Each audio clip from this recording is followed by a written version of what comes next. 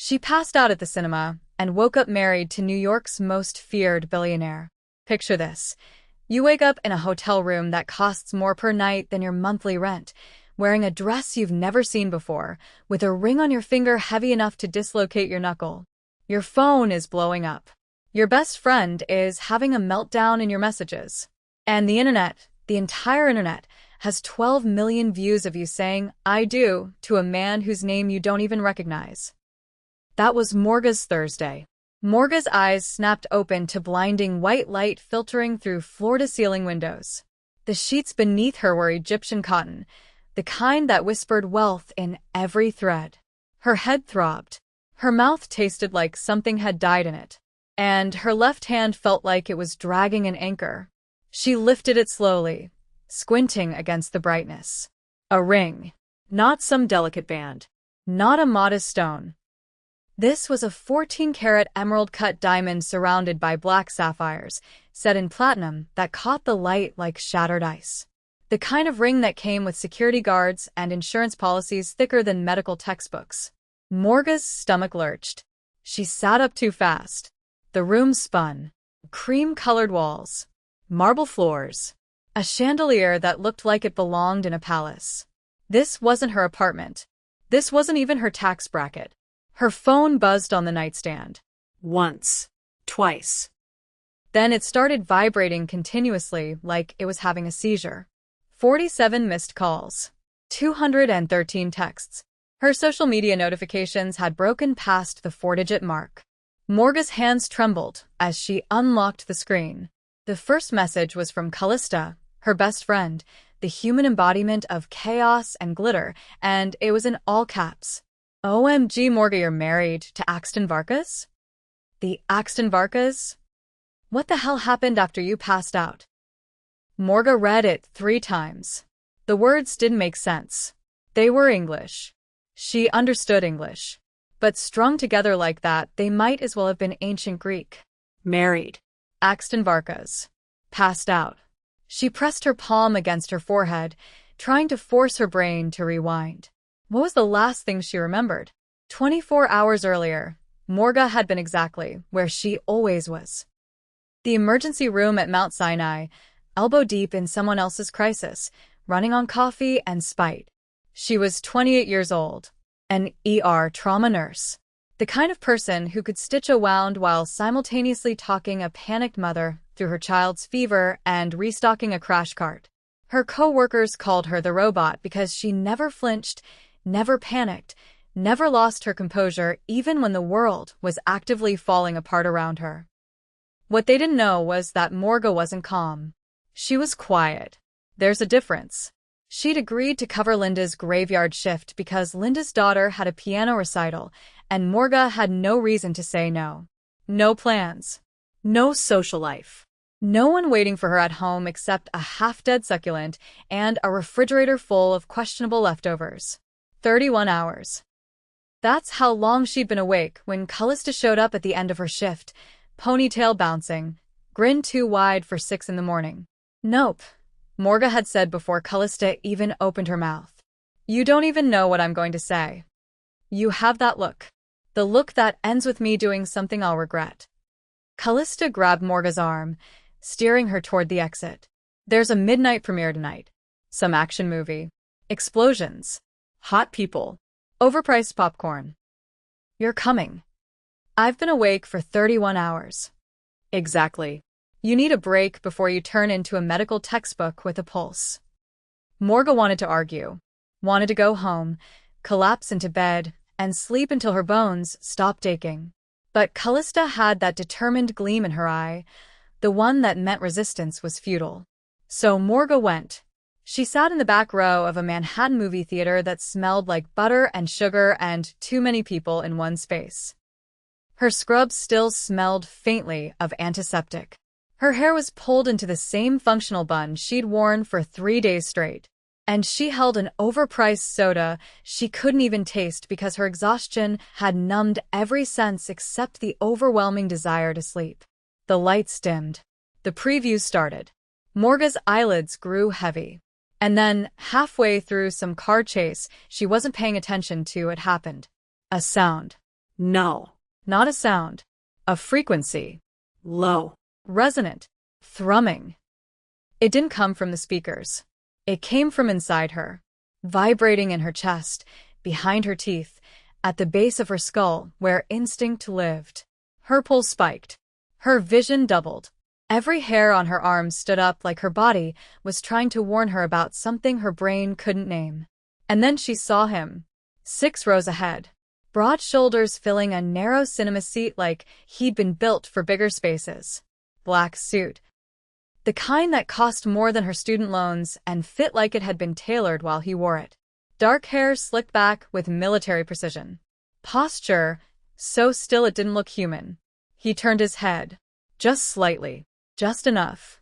And his eyes, pale gray, glowing faintly in the dark, locked onto hers. Morga's breath stopped. Not human, her brain screamed. Not human. Run. But she couldn't move. Couldn't breathe.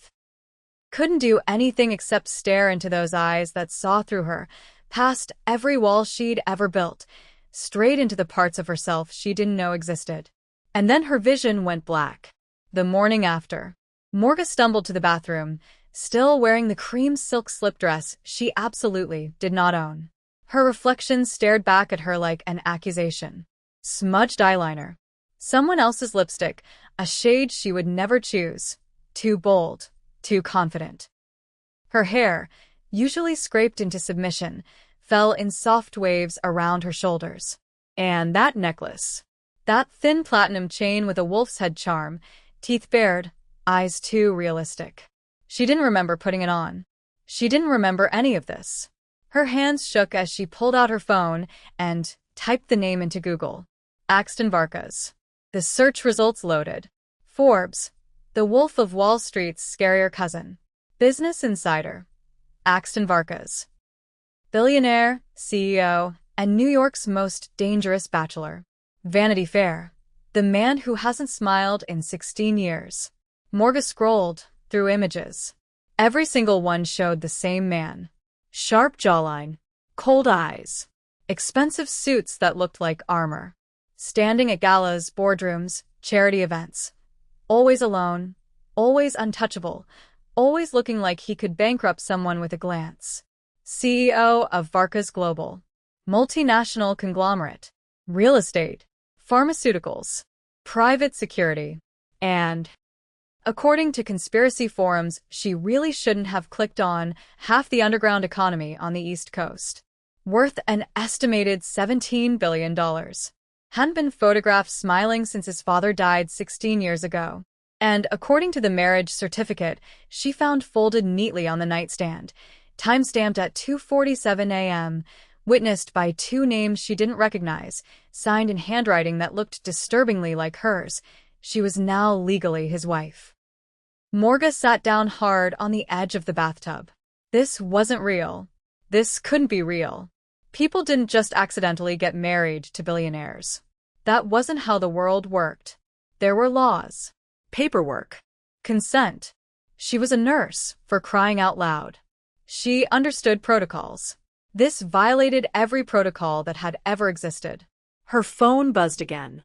A text from a number she didn't recognize. Don't leave the room. We need to talk. AV. Morga stared at the message. And that's when she heard it. The sound of a keycard sliding into the lock. The door opening. Footsteps, measured, deliberate, the kind that announced presence without effort. Morga's heart slammed against her ribs. She stood, gripping the edge of the sink, and watched through the bathroom doorway as Axton Varkas stepped into the suite. Still wearing the same black suit from the cinema. Still moving like a predator who'd never learned to pretend to be prey. His pale gray eyes swept the room once. Cataloging, assessing before landing on her. And the air changed. It felt heavier. Charged. Like the moment before lightning struck. You're awake, he said. His voice was deep. Smooth. The kind of voice that made people confess to crimes they didn't commit, not because they were guilty, but because disappointing that voice felt worse than prison. Morga's mouth went dry. She wanted to scream. Demand answers. Call the police. Call a lawyer. Call someone. But her voice as always around strangers. Locked itself behind her teeth. He tilted his head slightly, studying her like she was a puzzle he hadn't solved yet. Not threatening, not cruel, just curious. "We have a problem, Mrs. Vargas," he continued, stepping closer. Mrs. Vargas. The name sounded wrong in her ears. Foreign. Like he was talking about someone else. "You and I are legally married," he said, each word deliberate. "And if we annul this in the next 72 hours, I lose a $3.2 billion merger, and you lose something far more valuable." Morga's voice finally fought its way out. "What?"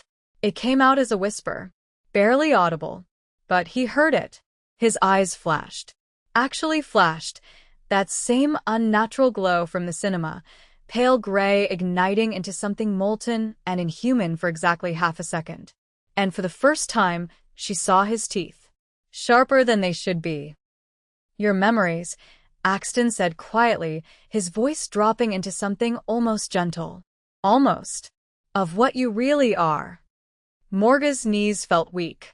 She gripped the doorframe to stay upright. "I don't understand." "I know." He didn't move closer, didn't crowd her, just stood there, hands loose at his sides, watching her with those impossible eyes. "And I don't expect you to believe me, but we don't have time for disbelief. So I'm going to tell you the truth, and you're going to listen, and then you're going to decide what happens next." "What truth?" "That you're not human." He said it like he was commenting on the weather. Casual. Factual. Devastating. "You were. Or you were supposed to be. Your parents made sure of that. But 3 nights ago, during the lunar eclipse, something inside you woke up. Something they spent 19 years trying to keep buried." Morga's chest tightened. "You're insane." "Maybe." A ghost of something, amusement? Regret? Flickered across his face. "But that doesn't make me wrong." He took one step forward. Just one. And the air between them hummed with that same frequency from the cinema. "When you passed out last night," he continued, voice low, "you were dying. Your body was trying to shift for the first time without guidance, without training, without anyone to anchor you. The suppression magic your parents used was collapsing. You had maybe 6 hours before your bones tore themselves apart trying to become something your conscious mind didn't believe existed. And you, what? Saved me. I invoked an ancient rite. Tethros Amar. It binds 2 wolves together. Shares their strength, their lifespan, their fate. It requires a human marriage to anchor it in this realm." His jaw tightened. "It's irreversible." Morga's brain was screaming. Every logical, rational, medically trained part of her was screaming that this man was delusional, that she needed to leave, that none of this was real. But her body, her traitorous, exhausted, inexplicably awake body, recognized his voice, recognized his presence, recognized him. "Why would you do that?" she whispered. "You don't even know me." Something shifted in his expression, something raw and quickly hidden. "Because," he said quietly, "when you grabbed my hand in that cinema, you said something." Morga's breath caught. "You said, you look lonely in the dark. I just wanted to hold your hand." Her face burned. She didn't remember. She couldn't remember. "And that," Axton continued, his voice dropping to something almost vulnerable, "is the only reason I said yes to Tethros Amar. Because no one, not in 16 years, has ever looked at me and seen anything but a monster. Because here's the truth they don't tell you in fairy tales. When a human passes out in the presence of an alpha wolf during a lunar eclipse, and that alpha is desperate enough to make a blood vow to the oldest pack law in existence, the bond doesn't ask permission. It just takes." And now Morga, a woman who'd spent 28 years believing she was ordinary, invisible, forgettable, was bound to a creature she didn't believe existed, in a marriage she didn't consent to, with a clock ticking down to a disaster she couldn't even name yet. But the worst part, the absolute worst part, standing in that suite, staring into those inhuman eyes, feeling that impossible pull in her chest like someone had tied a golden thread around her ribs and was slowly, gently, inexorably reeling her in. She wasn't sure she wanted to run. All right, before we go any further, I need to know something. If you're watching this and you haven't subscribed yet, pause right now and comment below. Why am I torturing myself by not subscribing? Seriously. Tell me. What's stopping you? Because if you're hooked right now, and I know you are, you're going to hate yourself when you miss the next update. Also, comment what country you're watching from. I want to see how far Morga and Axton's chaos has spread across this planet. Now, let's get back to the disaster. Chapter 2. Axton didn't ask Morga to stay. He didn't beg. He didn't charm. He did something worse. He told her the truth. And the truth, as it turned out, was so insane that walking away should have been easy. Except it wasn't. Because the moment he said her real name, the one she'd never heard before, her entire body recognized it. They moved to the suite's living room. Axton gestured to a chair upholstered in fabric that probably cost more than her nursing degree. Morga sat because her legs felt unsteady, not because he told her to. There's a difference. She'd spent 28 years being quiet, being compliant, being the person who didn't make waves. But compliance and obedience aren't the same thing. And right now, sitting across from a man who claimed to be a werewolf, who claimed she was one too, Morga was making a choice. She was choosing to listen. Axton sat across from her, elbows resting on his knees, hands steepled in front of his face. His posture was immaculate, back straight, shoulders squared, every muscle controlled. He looked like a man who'd never lost a negotiation in his life, who'd never even considered the possibility of losing. But his eyes told a different story. There was exhaustion there, bone deep, the kind that came from carrying weight for so long you forgot what it felt like to stand up straight. He dropped his hands and looked at her directly. "Your full name," he began, voice steady and deliberate, "is Morga Thorne, daughter of Elias and Kachira Thorne, last surviving member of the Ashwood Crescent bloodline, a pack that was slaughtered 19 years ago in Seattle." Morga's heart stopped. Not metaphorically.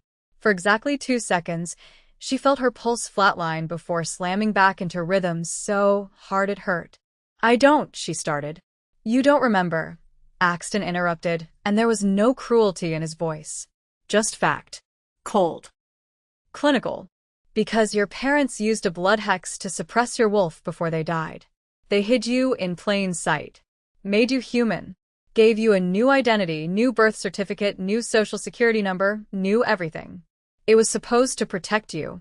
His jaw tightened, a muscle jumping beneath the skin. It didn't. Morga's hands gripped the arms of the chair. Her knuckles went white. "From what?" she whispered. Axton leaned back, and for the first time since he'd entered the room, his control slipped. Just for a second. Just long enough for her to see the man beneath the mask. "From me." The words hung in the air like a blade, suspended by a thread. Silence stretched between them. Heavy. Suffocating. Morga's brain was screaming at her to run, to leave, to call someone, anyone. Who could explain why this felt less like a kidnapping and more like a homecoming she didn't know she'd been waiting for? But she didn't move. "My father," Axton continued, voice dropping lower, Vas Varkas, was alpha of the Manhattan Pack. Powerful, ruthless, respected, and completely insane. He said it without inflection, like he was reading from a case file. 19 years ago, he became obsessed with an old legend. A bloodline that could amplify wolf magic. Control it.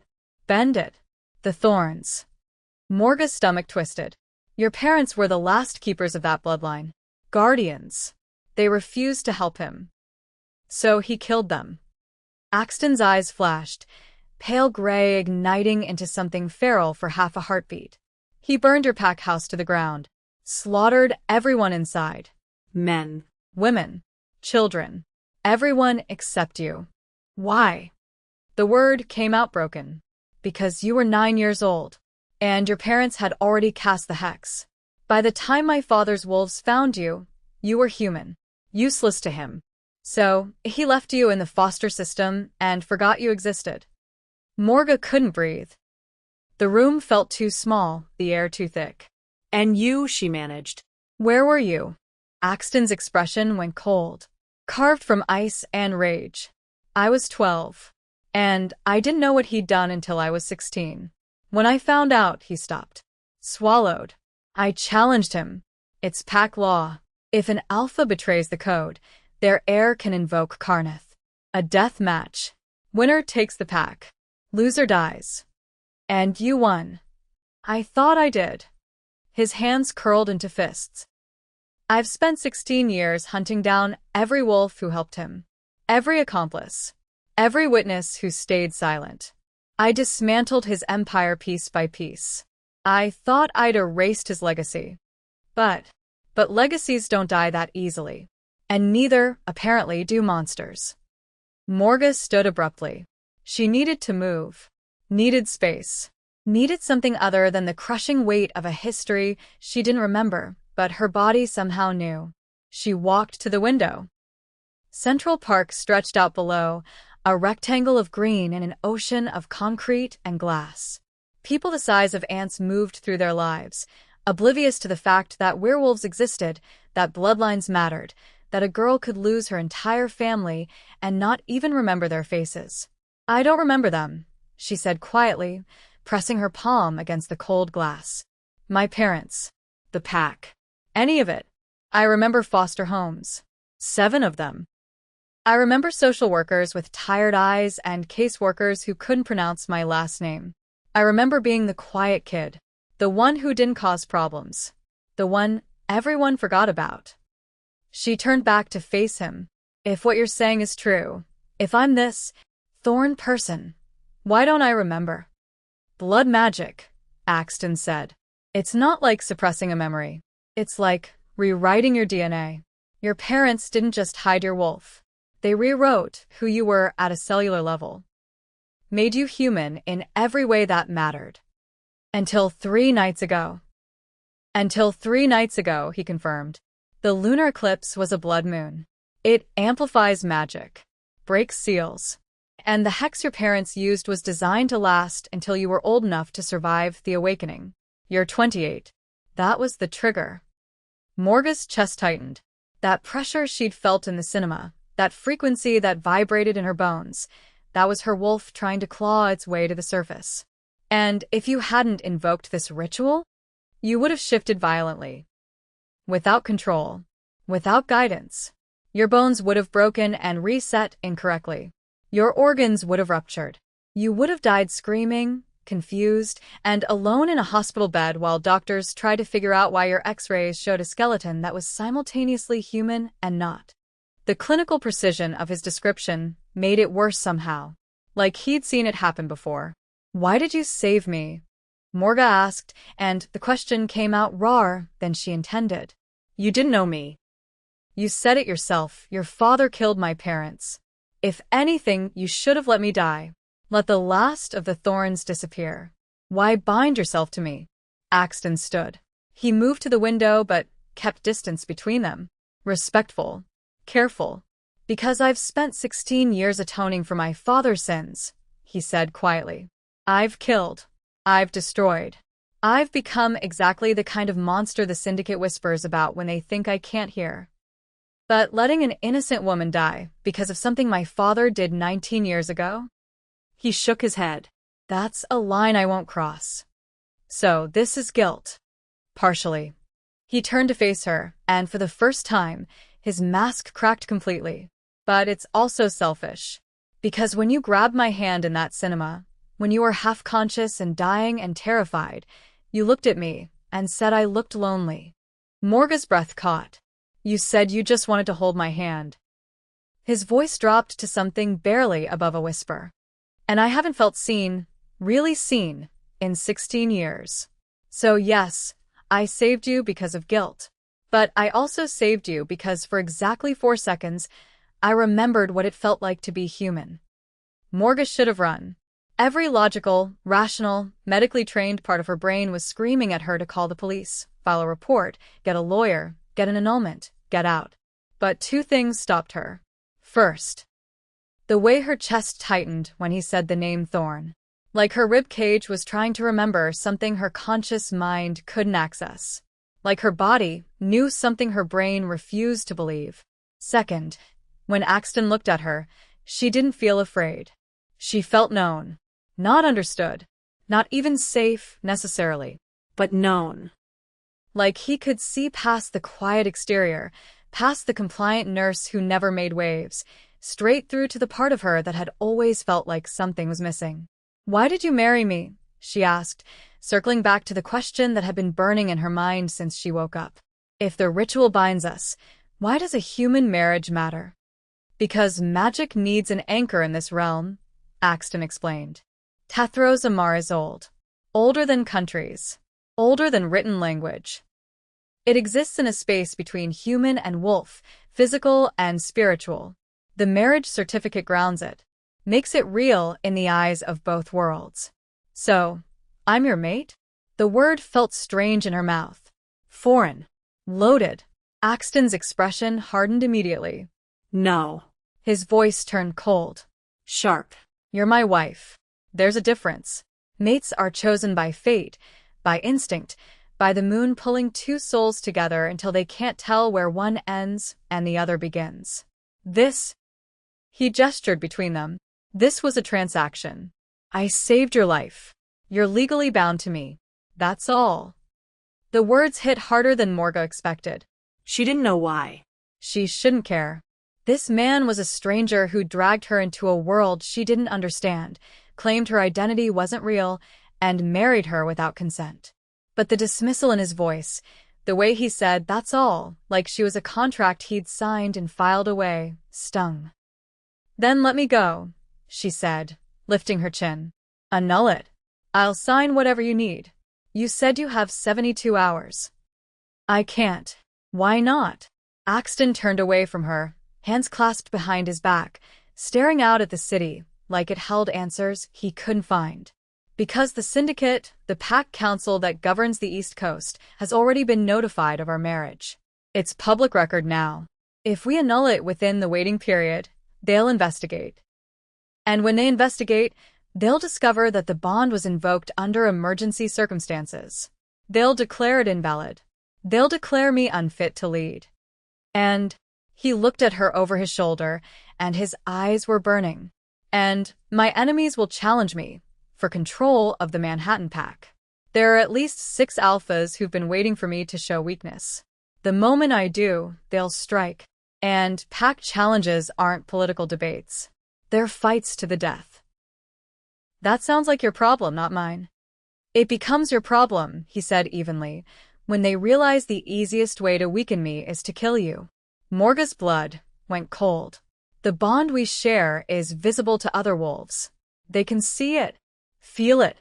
Killing you would sever it, which would cripple me long enough for them to finish the job. You're not just my wife, Morga. You're a target." She sank back into the chair, her legs suddenly unsteady. "So, what are you saying?" "I'm saying that for the next 6 months, you need to stay with me. Play the role. Attend events. Smile for cameras. Convince the syndicate and the board and every wolf on the East Coast that this marriage is real and unbreakable. And then I release you. The bond stays. I can't undo that, but I'll give you enough money to disappear anywhere in the world. New identity. New life. You'll be free." Morga's hands trembled in her lap. She pressed them together, forcing them still. "What if I say no right now? What if I walk out that door and take my chances?" Axton's jaw tightened. "Then you'll be dead within a week. Because now that your wolf is awake, every pack in North America can smell you. And an unclaimed thorn bloodline." His eyes flashed. "You're worth more than gold. You're worth wars. They'll hunt you, capture you, force you into bonds you can't break. And I won't be able to stop them." The silence that followed was suffocating. Morga stood again. Paced. Her mind was racing, trying to find a way out, trying to find a logical solution that didn't involve trusting a man who'd admitted to being a monster. But every path led to the same conclusion. She was trapped. Not by chains. Not by threats. By biology. By magic. By a history she didn't remember, but couldn't escape. She stopped at the window, staring at her reflection in the glass. The woman looking back at her didn't look like Morga, the ER nurse. Didn't look quiet or invisible or forgettable. She looked alive. "I want one thing in return," she finally said, not turning around. "Name it. You tell me everything. No lies. No omissions. No half-truths designed to protect me or manipulate me. If I'm risking my life for your merger and your pack politics and your enemies, I deserve to know exactly what I'm walking into." Silence. Then agreed. Morga turned to face him. His expression was unreadable, but something flickered in his eyes. Approval, maybe. Or respect. "And I want to learn," she continued, her voice growing stronger. "If I'm supposedly this powerful bloodline, if I have a wolf inside me, I want to know how to control it. How to fight. How to survive. I won't be helpless." Done. "And one more thing." Axton raised an eyebrow. "You're negotiating now? You put a ring on my finger without asking. I think I've earned the right to negotiate." She crossed her arms. "If we're doing this, if we're playing this role, we do it as partners. Not as master and prisoner. Not as alpha and obligation. You treat me like an equal, or I walk out that door right now and take my chances with your enemies." For exactly 5 seconds, Axton said nothing. Then his lips curved into something that wasn't quite a smile, but wasn't quite not. "Deal," he said. Morga walked toward the door, needing space, needing air, needing something other than the weight of this impossible situation. She had her hand on the doorknob when Axton's voice stopped her cold. "One more thing, Mrs. Varkas." She looked back. He was still standing by the window, backlit by morning sun that turned his dark hair almost silver at the edges. "The night you passed out in the cinema," he said quietly, "you grabbed my hand, and you said something." Morga's pulse quickened. She didn't remember. The last thing she remembered clearly was sitting in that theater, exhausted, watching previews she wasn't paying attention to. Everything after that was darkness. "What did I say?" Axton's throat worked. For the first time since she'd met him, he looked uncertain, vulnerable. "You said, you look lonely in the dark." "I just wanted to hold your hand." Morga's face burned. Heat crawled up her neck, across her cheeks. She wanted to deny it, to claim he was lying, but something in her chest recognized the words even if her mind didn't. I don't remember saying that." "I know." His voice was barely above a whisper now. "You were barely conscious. Dying. Your wolf was trying to surface and your body was shutting down, and you had no idea what was happening. But you looked at me, really looked at me, and you saw something no one else has seen in 16 years. What? Axton's eyes met hers across the room, and they were blazing with something raw and unguarded. That I'm lonely. That I've been lonely since the day I killed my father and took his pack and realized that power and respect and fear don't fill the space where connection used to be. His hands clenched at his sides. "And that," he continued, voice rough, "is the only reason I said yes to Tethros Amar. Not just to save you. Not just to atone. But because for exactly 4 seconds, someone looked at me and saw a person worth holding on to. And I didn't want to let that go." Morga couldn't breathe. The confession hung between them like a living thing, fragile and fierce and impossibly honest. She should say something. Should respond. Should. But her voice was gone again, locked behind the same walls that had protected her for 28 years. So instead, she just nodded once, turned, and walked out of the room before he could see the tears burning behind her eyes. Because she understood exactly what he meant.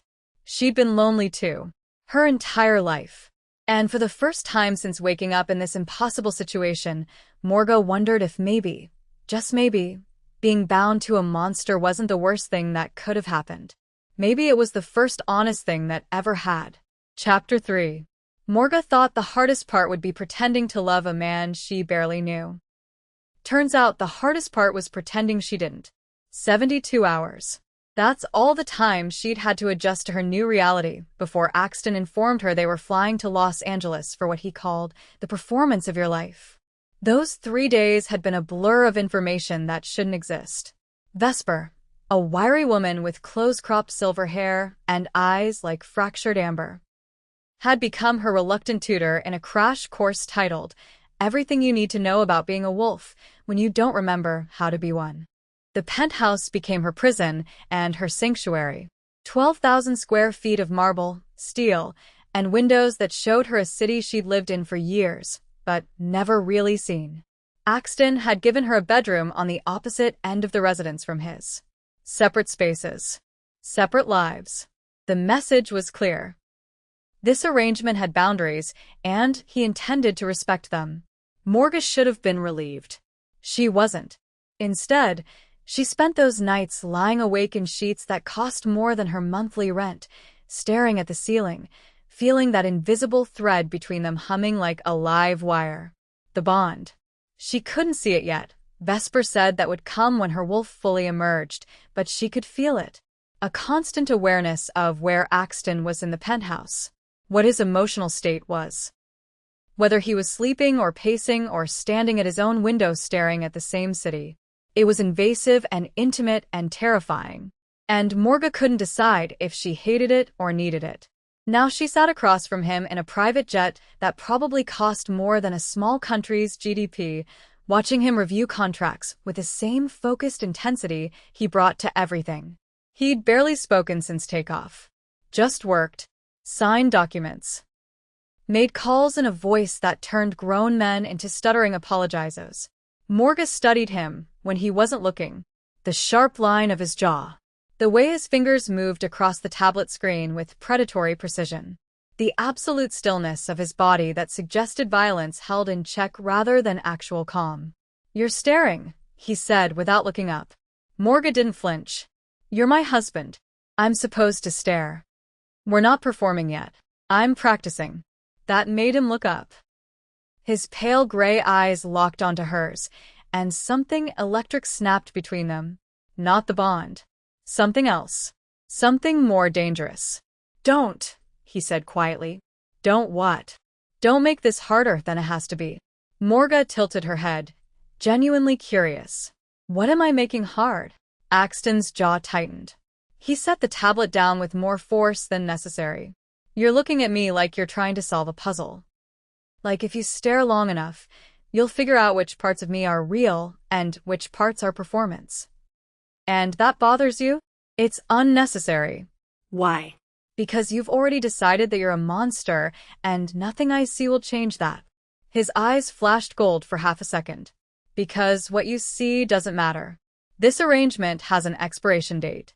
6 months. Then you walk away with your freedom and enough money to build whatever life you want. What you think of me is irrelevant." Morga should have felt dismissed. Should have felt like a contract he'd signed and filed away. Instead, she felt challenged. "You keep saying that," she said softly. "That this is temporary. That we're playing roles. But you're the one who told me the bond is irreversible. That we're connected for life whether we like it or not. So which is it, Axton? Are we strangers with a shared legal document, or are we something you don't have a word for yet?" He stared at her for 5 full seconds. Then he picked up his tablet and went back to work without answering.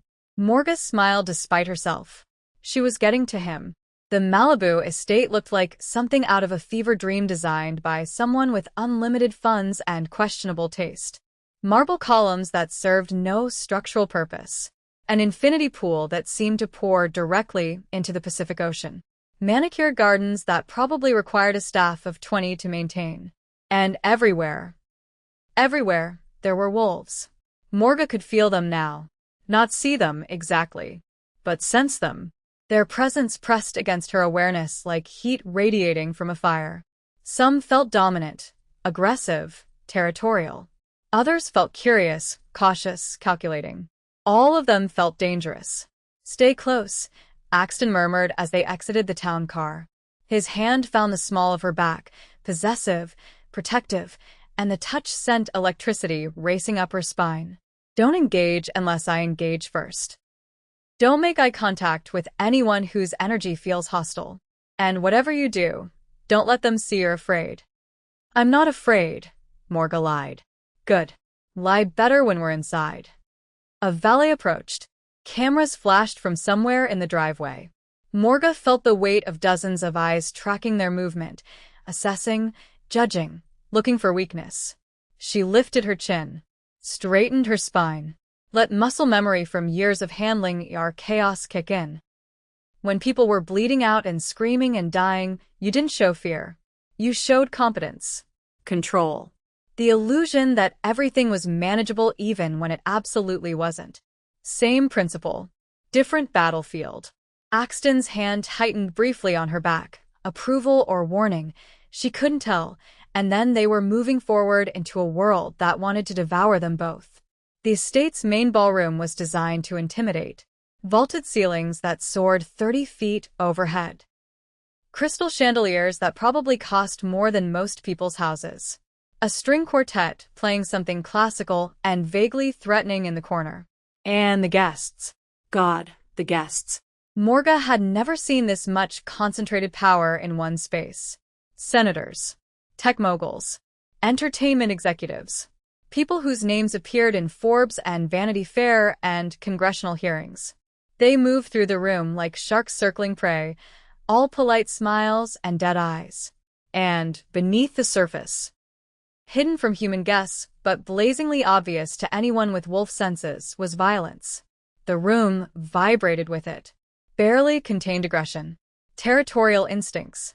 Pack hierarchies playing out in micro-expressions and body language too subtle for cameras to catch. "Breathe," Axton whispered against her ear, his lips barely brushing her skin. To anyone watching, it looked intimate. Loving. "You look like you're about to face a firing squad. Isn't that what this is?" "Only if we give them ammunition." His hand slid from her back to her waist, pulling her fractionally closer. "Smile. Laugh. Pretend I just said something charming." Morga laughed. It came out surprisingly natural, probably because the absurdity of the situation was genuinely funny.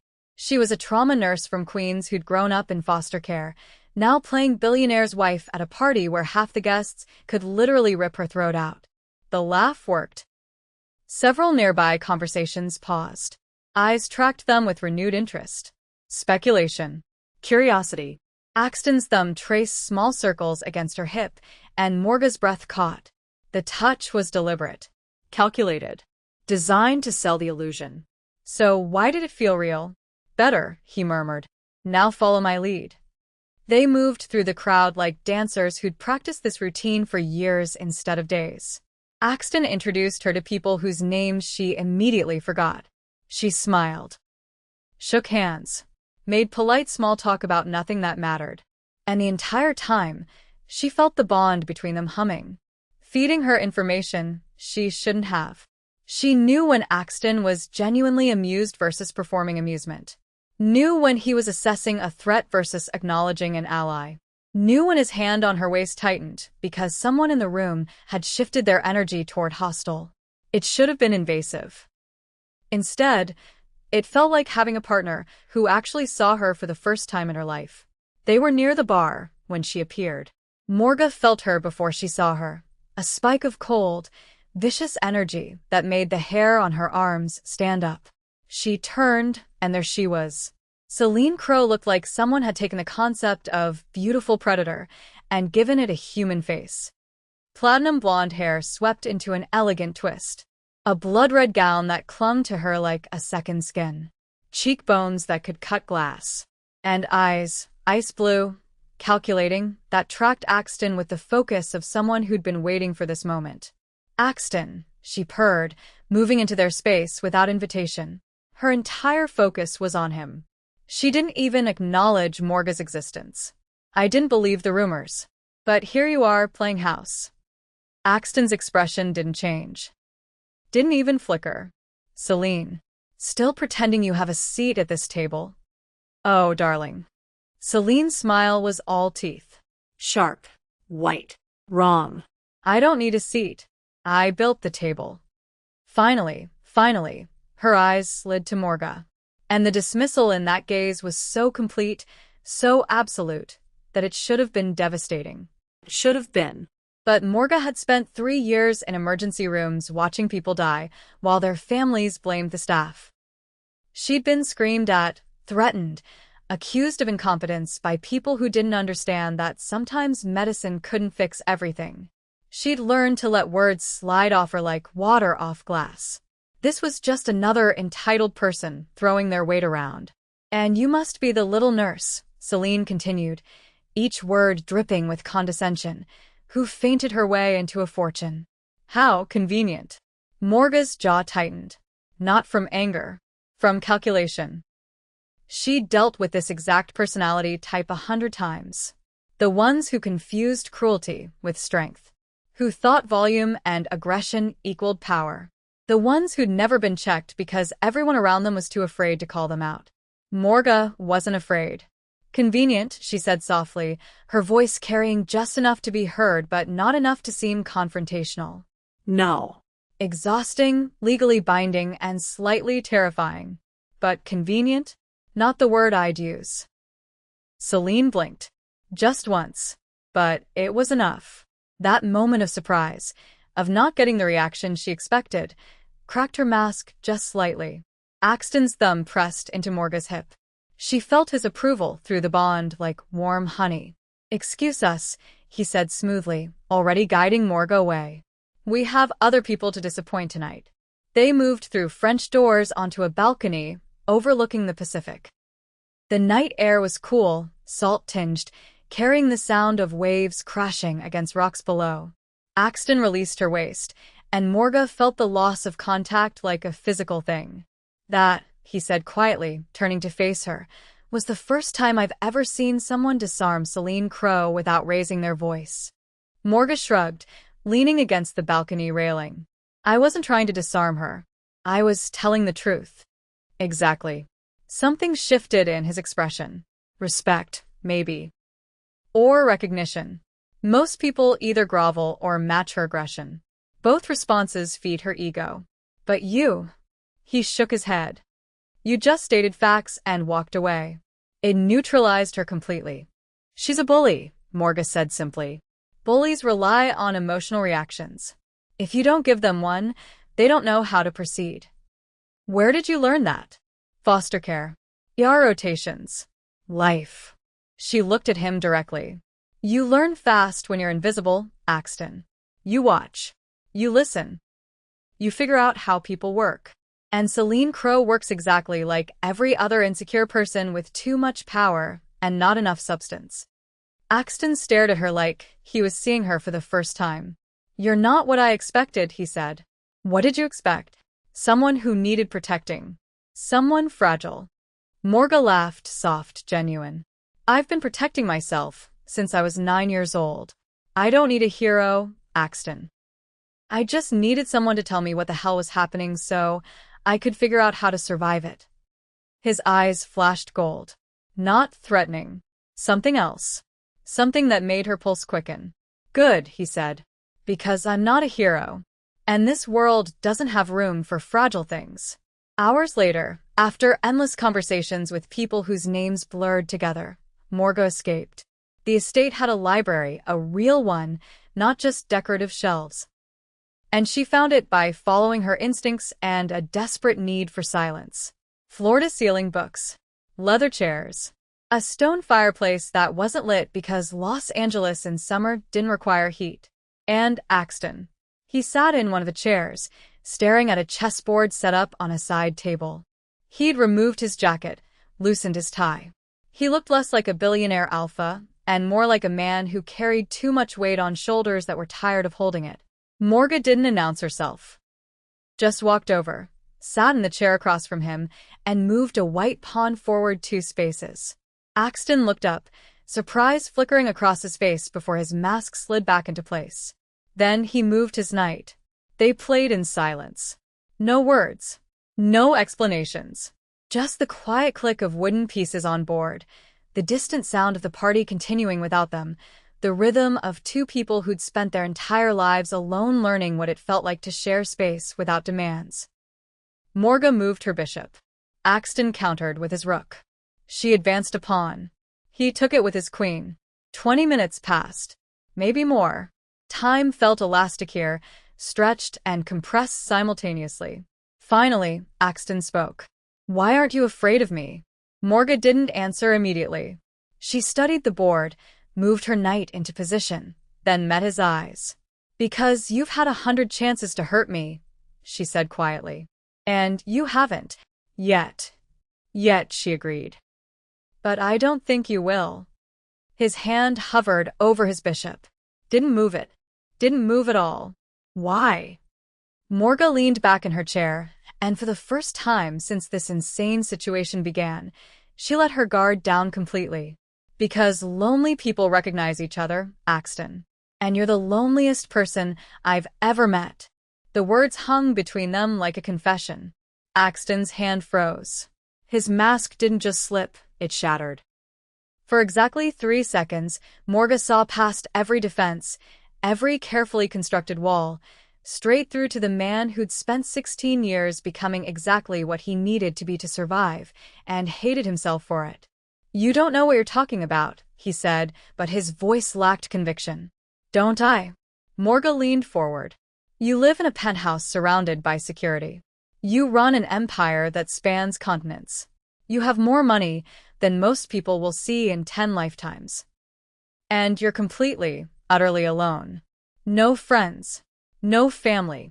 No one who looks at you and sees a person instead of a position. That's by design. I know. That doesn't make it less lonely. Axton's throat worked. His hands curled into fists on the armrests. This is a bad idea, he said. What is? This. He gestured between them. You looking at me like I'm worth understanding. Like I'm more than the sum of my father's crimes and my own violence. It's dangerous. Why? Because in 6 months, you're supposed to walk away. And the more you see me, really see me, the harder that's going to be. Morga's chest tightened. For me or for you? Axton stood abruptly, paced to the fireplace. His shoulders were rigid, every muscle coiled tight. Both, he admitted. This arrangement works because it has boundaries. Because we both understand it's temporary. But if we start, he stopped. Swallowed. If we start caring, it stops being an arrangement. It becomes something neither of us knows how to handle. Maybe that's not a bad thing. It is when one of us is a target, and the other one has enemies who would burn the world down to hurt him. Morga stood, walked to where he stood, and did something incredibly stupid. She reached out and took his hand. His fingers were cold, trembling almost imperceptibly. He stared at their joined hands like he'd forgotten what physical comfort felt like. I'm already a target, she said softly. You said so yourself. So, we might as well be honest about what this is becoming. And what is it becoming? I don't know yet, but I know what it's not. It's not fake. It's not just survival. And it's not nothing. Axton's eyes met hers, pale gray burning into gold-flecked brown, and for the first time since she'd woken up in that hotel room, Morga saw something other than control. She saw want. Raw. Desperate. Terrified. His free hand came up slowly, like he was giving her every opportunity to pull away. His fingers brushed her jaw, thumb tracing her cheekbone with devastating gentleness. This is a mistake, he whispered. Probably. You should walk away right now. I should do a lot of things. His forehead dropped to rest against hers. Not a kiss. Something more intimate. Shared breath. Shared space. Shared acknowledgement that they were both standing at the edge of something they couldn't come back from. I don't know how to do this, he said, and his voice cracked. I don't know how to be with someone without destroying them. Then we'll figure it out together. What if I can't protect you? What if I don't need you to? That made him pull back slightly. Look at her with something like wonder. You really aren't afraid of me? No, Morga confirmed. I'm afraid of this. Of what it means. Of what happens when 6 months is up and we have to decide if we're still pretending. And if we're not, then we deal with it. Together. Axton's phone buzzed. Once. Twice. 3 times in rapid succession. The spell broke. He stepped back, creating space between them, and pulled out his phone. Whatever he saw on the screen drained every ounce of warmth from his expression. "We need to go," he said, his voice reverting to alpha command mode. Now. "What's wrong?" He was already moving toward the door, jaw tight, eyes blazing gold. "Someone just leaked our marriage certificate to the syndicate. They're calling an emergency tribunal." Morga's stomach dropped. "What does that mean?" Axton stopped at the threshold, looked back at her, and for exactly 2 seconds she saw genuine fear in his eyes. "It means they're going to test whether our bond is real," he said quietly. "And if they find out it's not, if they discover that I invoked Tethros Amar under false pretenses, they'll execute us both." Chapter 4.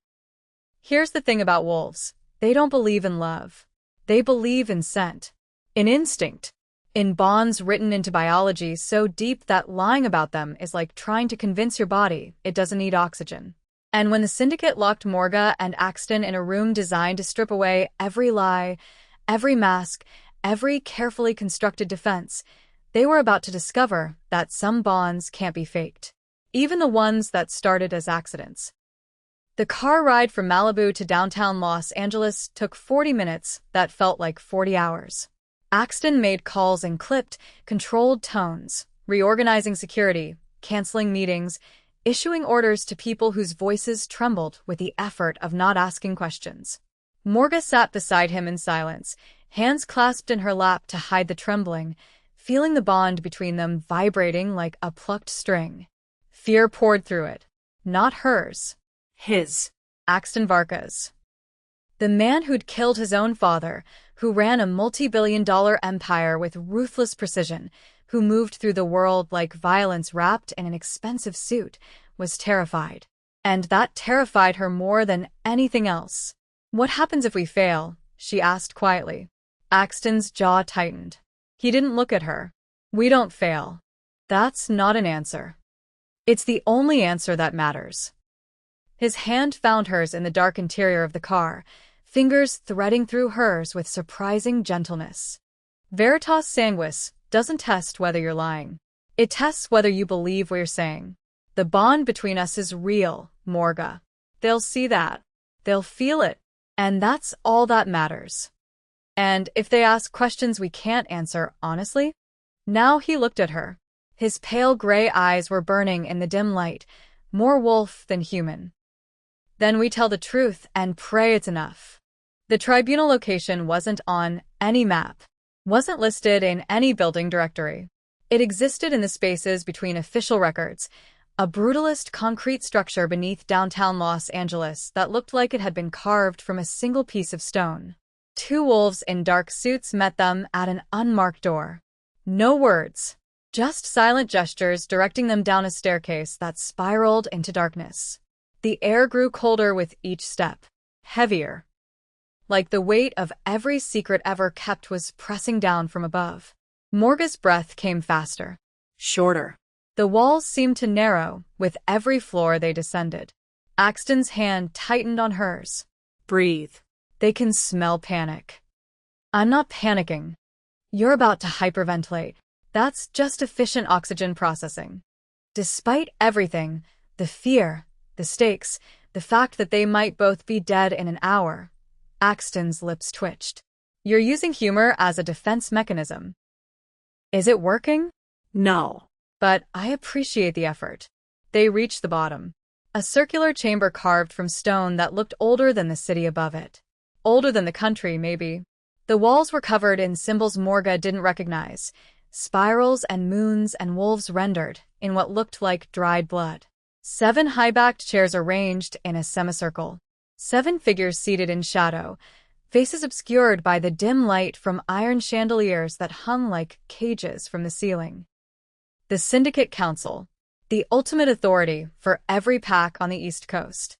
Alphas who'd survived decades, some of them centuries, of challenges, betrayals, wars fought in boardrooms and back alleys. They were judge, jury, and executioner rolled into one, and their word was absolute law. Morga felt their eyes on her like physical weight, assessing, measuring, looking for weakness. She lifted her chin and met their hidden gazes directly. She'd faced down grieving families who blamed her for deaths she couldn't prevent. She'd held pressure on wounds that wouldn't stop bleeding.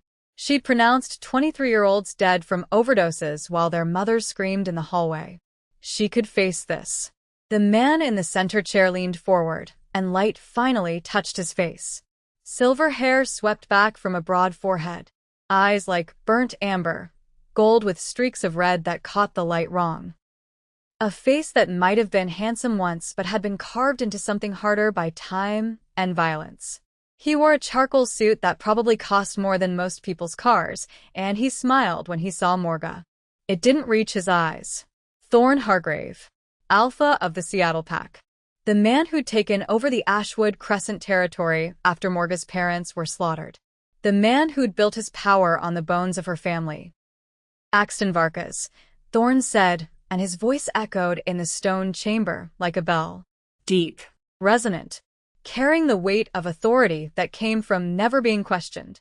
You stand accused of falsifying a sacred bond to secure political advantage. How do you plead? Axton's expression didn't change. Didn't even flicker. Not guilty. Interesting.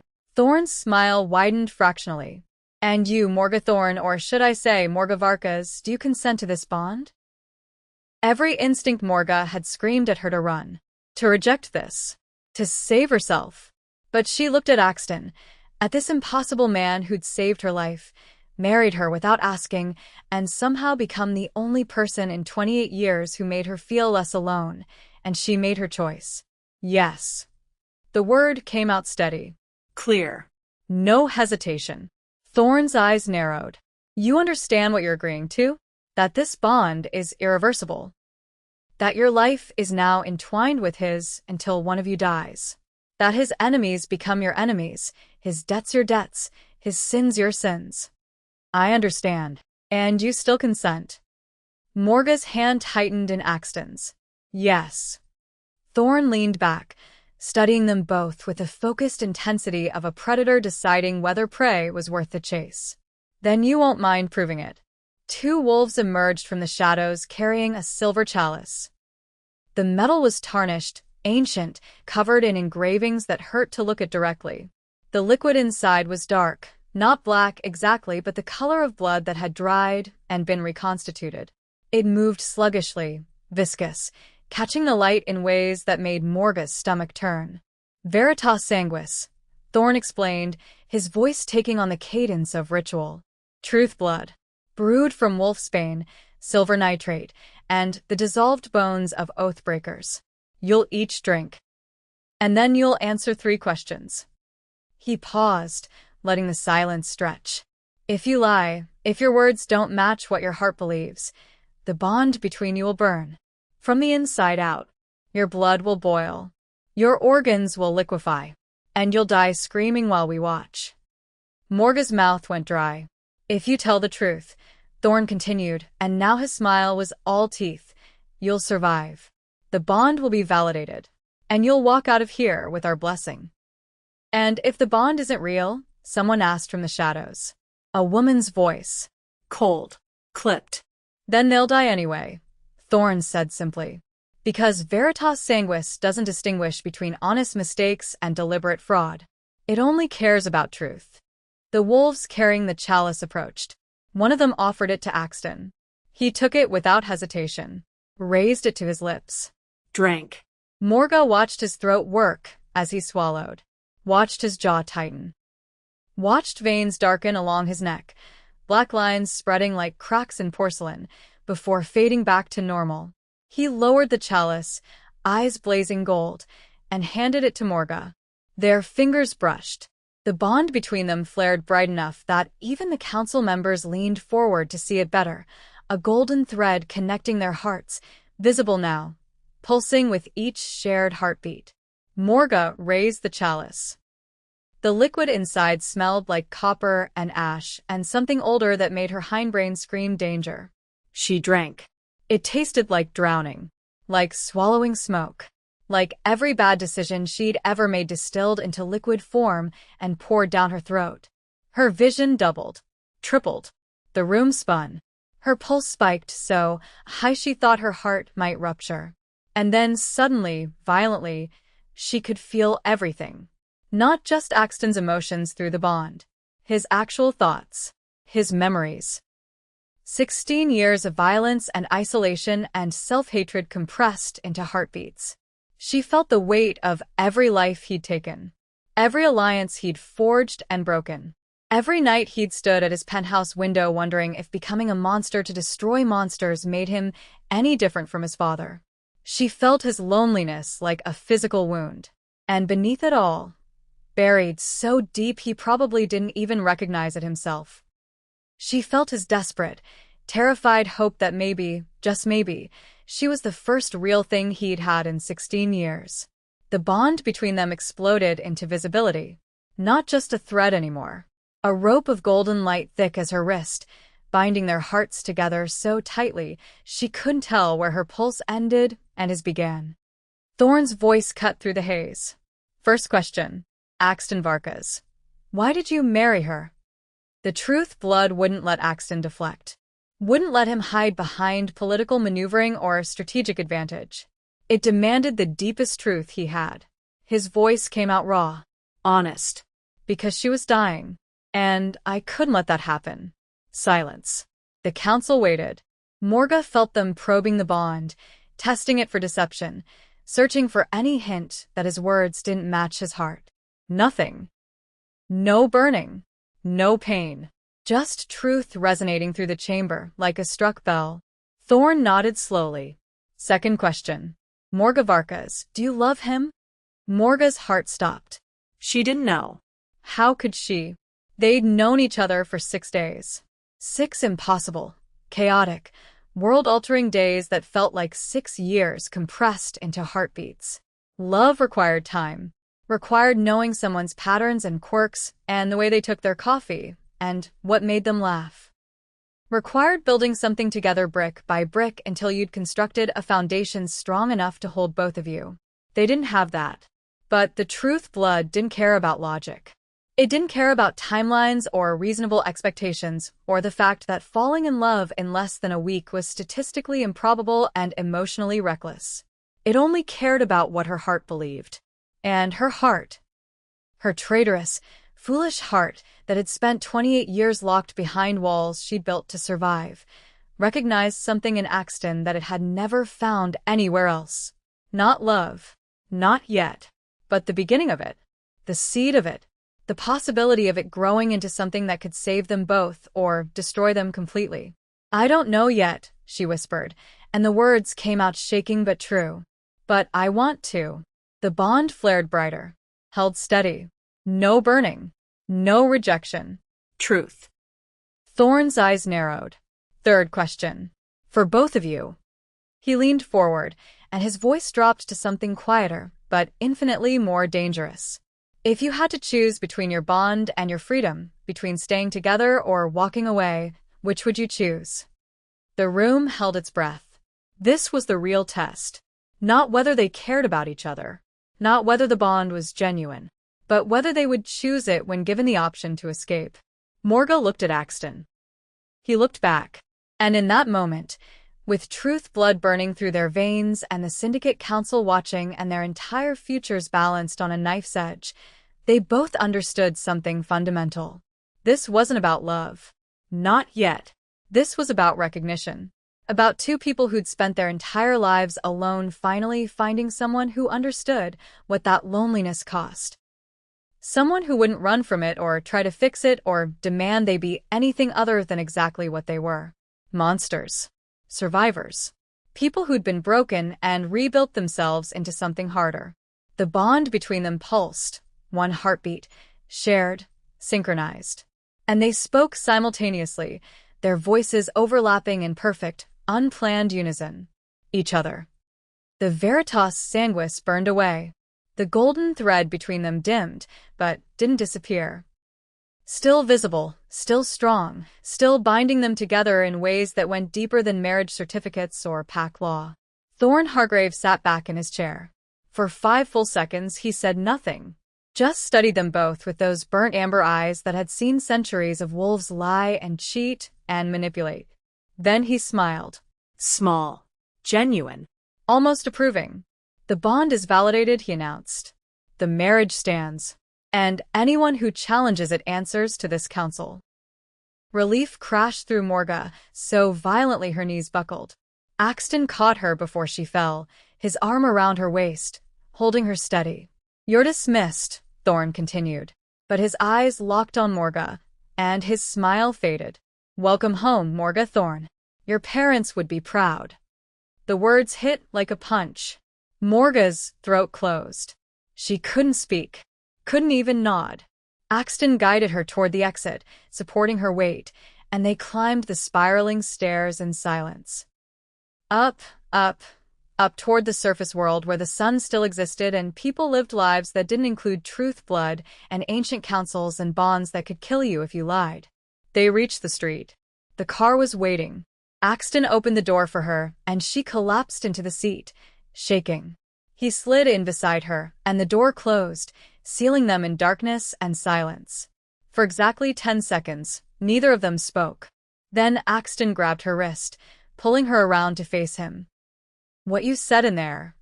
"I meant it," Morga interrupted, and she was surprised by how steady her voice sounded. "How certain?" "I don't know what this is, Axton. But it's not fake anymore. It stopped being fake the moment we said each other and meant it." His eyes searched hers, pale gray burning with gold at the edges, more wolf than human in the dim light. "You should have lied," he said quietly, desperately. "You should have chosen freedom. Saved yourself. So should you." "I can't save myself. I passed that exit years ago." "Then it's a good thing I'm not trying to save you." Morga's hand came up, cupping his jaw, feeling the tension in every muscle. "I'm trying to survive with you. There's a difference." For exactly 4 seconds, she thought he might kiss her. His hand came up, fingers threading into her hair. His thumb traced her cheekbone with devastating gentleness.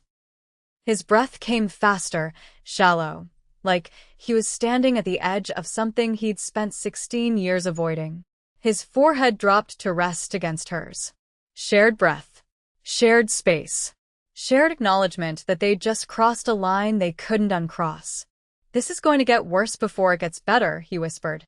"I know. People are going to try to kill you because of me. I know that too. And I don't know if I can protect you from all of them." Morga pulled back just enough to meet his eyes directly. "Then teach me to protect myself." Something shifted in his expression. Surprise. Respect. Recognition. "You're not what I expected," he said for the second time that night. "What did you expect?" "Someone who needed saving." "I needed information. Not a hero." She smiled, small, real, the first genuine smile she'd given him. "Heroes die first in every story. I need a partner who's too stubborn to die." Axton laughed. Actually laughed. Rough and disbelieving and carrying 16 years of tension finally breaking. "Then you've got one," he said. His phone rang. The moment shattered. Axton pulled away, checking the screen, and his entire face went cold. "Vesper," he said, answering immediately. "What?" He stopped. Listened. Every muscle in his body went rigid. When?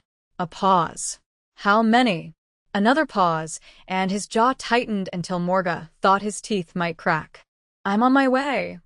He ended the call. Looked at Morga. And for the first time since she'd met him, she saw genuine, unfiltered fear in his eyes. "What happened?" she asked, though part of her didn't want to know. "Someone broke into my penthouse in Manhattan." Morga's stomach dropped. "When?" "While we were at the tribunal. They had exactly 90 minutes when they knew we'd be occupied." His hands curled into fists. "They knew, Morga. They knew exactly where we'd be and how long we'd be there." "What did they take?" Axton's eyes met hers, and the fear in them crystallized into something sharper. "More dangerous. Your medical records. Your DNA samples from the hospital. Your birth certificate, the real one, not the forged identity. Everything that proves you're a thorn." The air left Morga's lungs. "And they left a message," Axton continued, his voice dropping to something barely above a whisper. "Written in blood on your bathroom mirror." "What did it say?" His throat worked. When he spoke, his voice was hollow. "She was always mine. You just kept her warm." He paused. Signed with A.V. Morga's brain went white. Static. Pure incomprehension. She repeated stupidly. As in Voss. Axton's hands were shaking now, barely, but she saw it. As in my father, who's been dead for 16 years. That's impossible. Apparently not. And that's when Morga realized this was never about the merger. This was never about syndicate politics or pack alliances or business deals worth billions. This was about her. Someone had wanted her specifically, had known exactly who she was, what bloodline she carried, why her parents had died, had waited 19 years for her wolf to wake up, had orchestrated everything, the timing, the eclipse, maybe even Axton being in that cinema, to get to this exact moment. And the only person who had that kind of motive, that kind of patience, that kind of intimate knowledge about the Ashwood Crescent massacre was the man who'd ordered it in the first place. Voss Varkas. Who was supposed to be dead. Who apparently wasn't.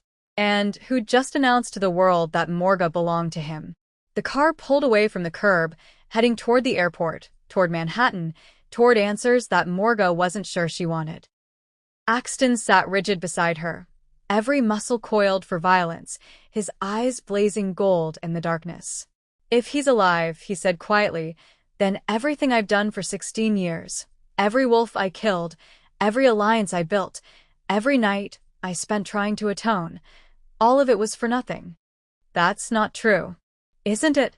He looked at her, and his eyes were hollow. I built my entire life on destroying his legacy. But if he's alive, then the legacy isn't destroyed. It's just waiting. Morga didn't have an answer, didn't have comfort, didn't have anything except the bone-deep certainty that whatever was coming would test every fragile thing they'd built tonight. Outside the window, Los Angeles disappeared into darkness behind them. And somewhere in that darkness, something ancient and patient and monstrous was watching, waiting, ready to collect what it believed it was owed. Okay. If you've made it this far and you're still not subscribed, I'm genuinely confused. I want to understand the psychology of someone who watches a woman discover her husband's supposedly dead father is actually alive and hunting her and thinks, yeah, I don't need to know what happens next. Also, drop your country in the comments so I can see where all you emotionally devastated people are hiding. Because trust me, after what's about to happen when they get back to Manhattan and see what Voss actually left for them, you're going to need therapy. And a support group. And possibly witness protection. Now, let's get back to the chaos. Chapter 5. The word hung between them like a confession. Hope. Such a small word for something that could destroy you faster than any weapon. Morga stepped closer to where Axton stood at the balcony railing, Manhattan spread out below them like a circuit board of light and shadow. The city never slept, never stopped, never gave you permission to breathe. Just like him. Hope is dangerous, she said quietly. I know. It makes you vulnerable. I know that too. He turned to face her fully, and the moonlight caught his features in sharp relief. All angles and edges and barely contained violence. That's why I spent 16 years killing it. Cutting it out piece by piece until there was nothing left but purpose and rage, and the kind of cold that keeps you functional. And then I grabbed your hand in a cinema. And then you grabbed my hand in a cinema, he confirmed, something raw bleeding into his voice. And you looked at me, barely conscious, dying, terrified, and you saw loneliness instead of power. You saw a person instead of a position. And for exactly 4 seconds, I remembered what it felt like to be human. Morga's chest tightened. She'd said those words. Somehow. In a moment she couldn't remember, her subconscious had reached out and touched the one thing about Axton Varkas that he'd spent years hiding from everyone, including himself. I don't remember saying it, she admitted. I know. That's what made it real. His hand came up slowly, giving her every chance to step back, and brushed a strand of hair away from her face. The touch was careful, reverent almost, like he was handling something precious that he didn't quite believe he was allowed to touch. You weren't trying to manipulate me or gain advantage. You weren't performing. You were just honest. In a world where everyone lies to me constantly, you were accidentally, devastatingly honest. And now? Morga asked, her voice barely above a whisper. Now that I'm awake and aware and know exactly what's at stake, do you still believe it was real? Axton's thumb traced her jawline, and the touch sent electricity racing down her spine. Now I believe it even more, because you've seen what I am, what I've done, what I'm capable of doing, and you're still standing here instead of running. Maybe I'm just stupid. You're many things, Morga Thorne. Stupid isn't one of them. The bond between them pulsed, warm, insistent, demanding acknowledgement. It had been doing that more frequently since the tribunal. Since they'd drunk truth blood and admitted things to each other they probably should have kept buried. Morga could feel Axton's exhaustion through it now. Not physical tiredness. Something deeper. Soul-tired. The kind that came from carrying weight for so long you'd forgotten what it felt like to stand up straight. When did you last sleep? She asked. Sleep is a luxury I can't afford right now. That's not an answer. It's the only one you're getting. But even as he said it, his hand dropped from her face, and he turned back to stare at the city. Distance reimposed. Walls rebuilt. You should go to bed. We have work to do tomorrow. What kind of work? The kind that keeps you alive. Morga didn't move. Didn't let him dismiss her. She'd spent too many years being invisible, being easy to overlook, being the person who accepted boundaries without question. But something had shifted in that tribunal chamber. Something fundamental. She wasn't that person anymore. You're planning something, she said.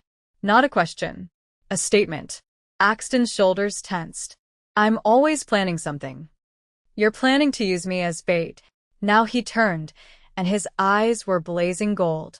Absolutely not. Vesper said we need to trap him. Make him think I'm vulnerable. That only works if I actually am vulnerable. No. Axton. I said no.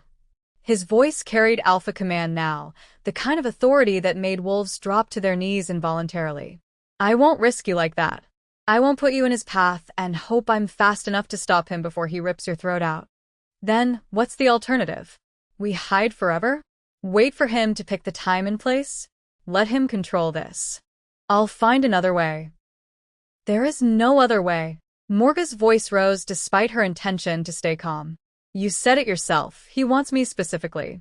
He's been waiting 19 years. He killed my parents for this.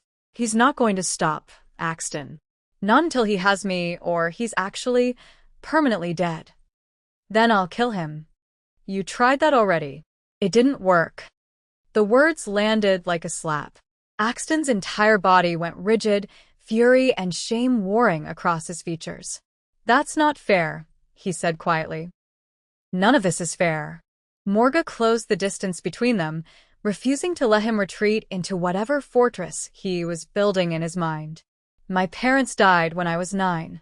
I lost 19 years of memories, 19 years of knowing who I really was. I woke up married to a stranger who turned out to be the son of the man who destroyed my family. And now that same man, who's supposed to be dead, is hunting me because apparently my blood is the key to some kind of supernatural superpower. She grabbed the front of Axton's shirt, forcing him to look at her. So no, it's not fair. But it's real. And I'm done being protected like I'm fragile. I'm done being the weakness everyone can exploit to hurt you. If we're going to survive this, I need to be a partner, not a liability. Axton stared at her, something fierce and terrified burning in his eyes. You don't know what you're asking. Then tell me. Explain it. Make me understand why using the one advantage we have. The fact that he wants me alive is a worse plan than waiting for him to strike when we're not ready. Because if I'm wrong, if I miscalculate by even a second, you die. And I've already got enough blood on my hands without adding yours to it. The confession cracked something open in Morga's chest. This wasn't about strategy or tactics or pack politics. This was about guilt. About a 16-year-old boy who'd killed his father and spent the next 16 years trying to atone for sins that weren't entirely his. Axton, she said softly, releasing his shirt to cup his face in both hands. You didn't kill my parents. You didn't destroy my pack. You didn't steal my memories or my childhood or my identity. Your father did. And you've spent half your life trying to undo his damage. But you can't protect me from him by keeping me locked away. You can only teach me how to fight back. His hands came up to cover hers, and they were shaking. Barely. But she felt it. What if I can't? He whispered. What if I teach you everything I know and it's still not enough? What if he's stronger than both of us? Then we die trying. Together. She smiled, small, fierce. But we don't die hiding. That's not who either of us are. For 10 full seconds, Axton said nothing. Just stood there with her hands on his face, and his hands covering hers, and the bond between them vibrating with emotions too complex to name. Then he pulled her forward, wrapped his arms around her, and held on like she was the only thing keeping him anchored to sanity. Morga pressed her face against his chest, feeling his heart race beneath muscle and bone and expensive fabric. He smelled like winter, cold and clean with an edge of something wild underneath. Wolf. She could smell it now. Could feel the predator living just beneath his skin, held in check by will alone. If we do this, he said against her hair, we do it my way. You train. You learn. You don't make a move without my approval. And if at any point I say run, you run. No arguments. No hesitation. You get as far from me as possible and you don't look back. Agreed. I'm serious, Morga. So am I. She pulled back just enough to meet his eyes. I'll follow your lead. But you have to promise me something in return. What? You stop trying to protect me from yourself. Stop acting like caring about me is a weakness. Stop treating this bond like it's something to overcome instead of something that might actually save both of us. Axton's throat worked.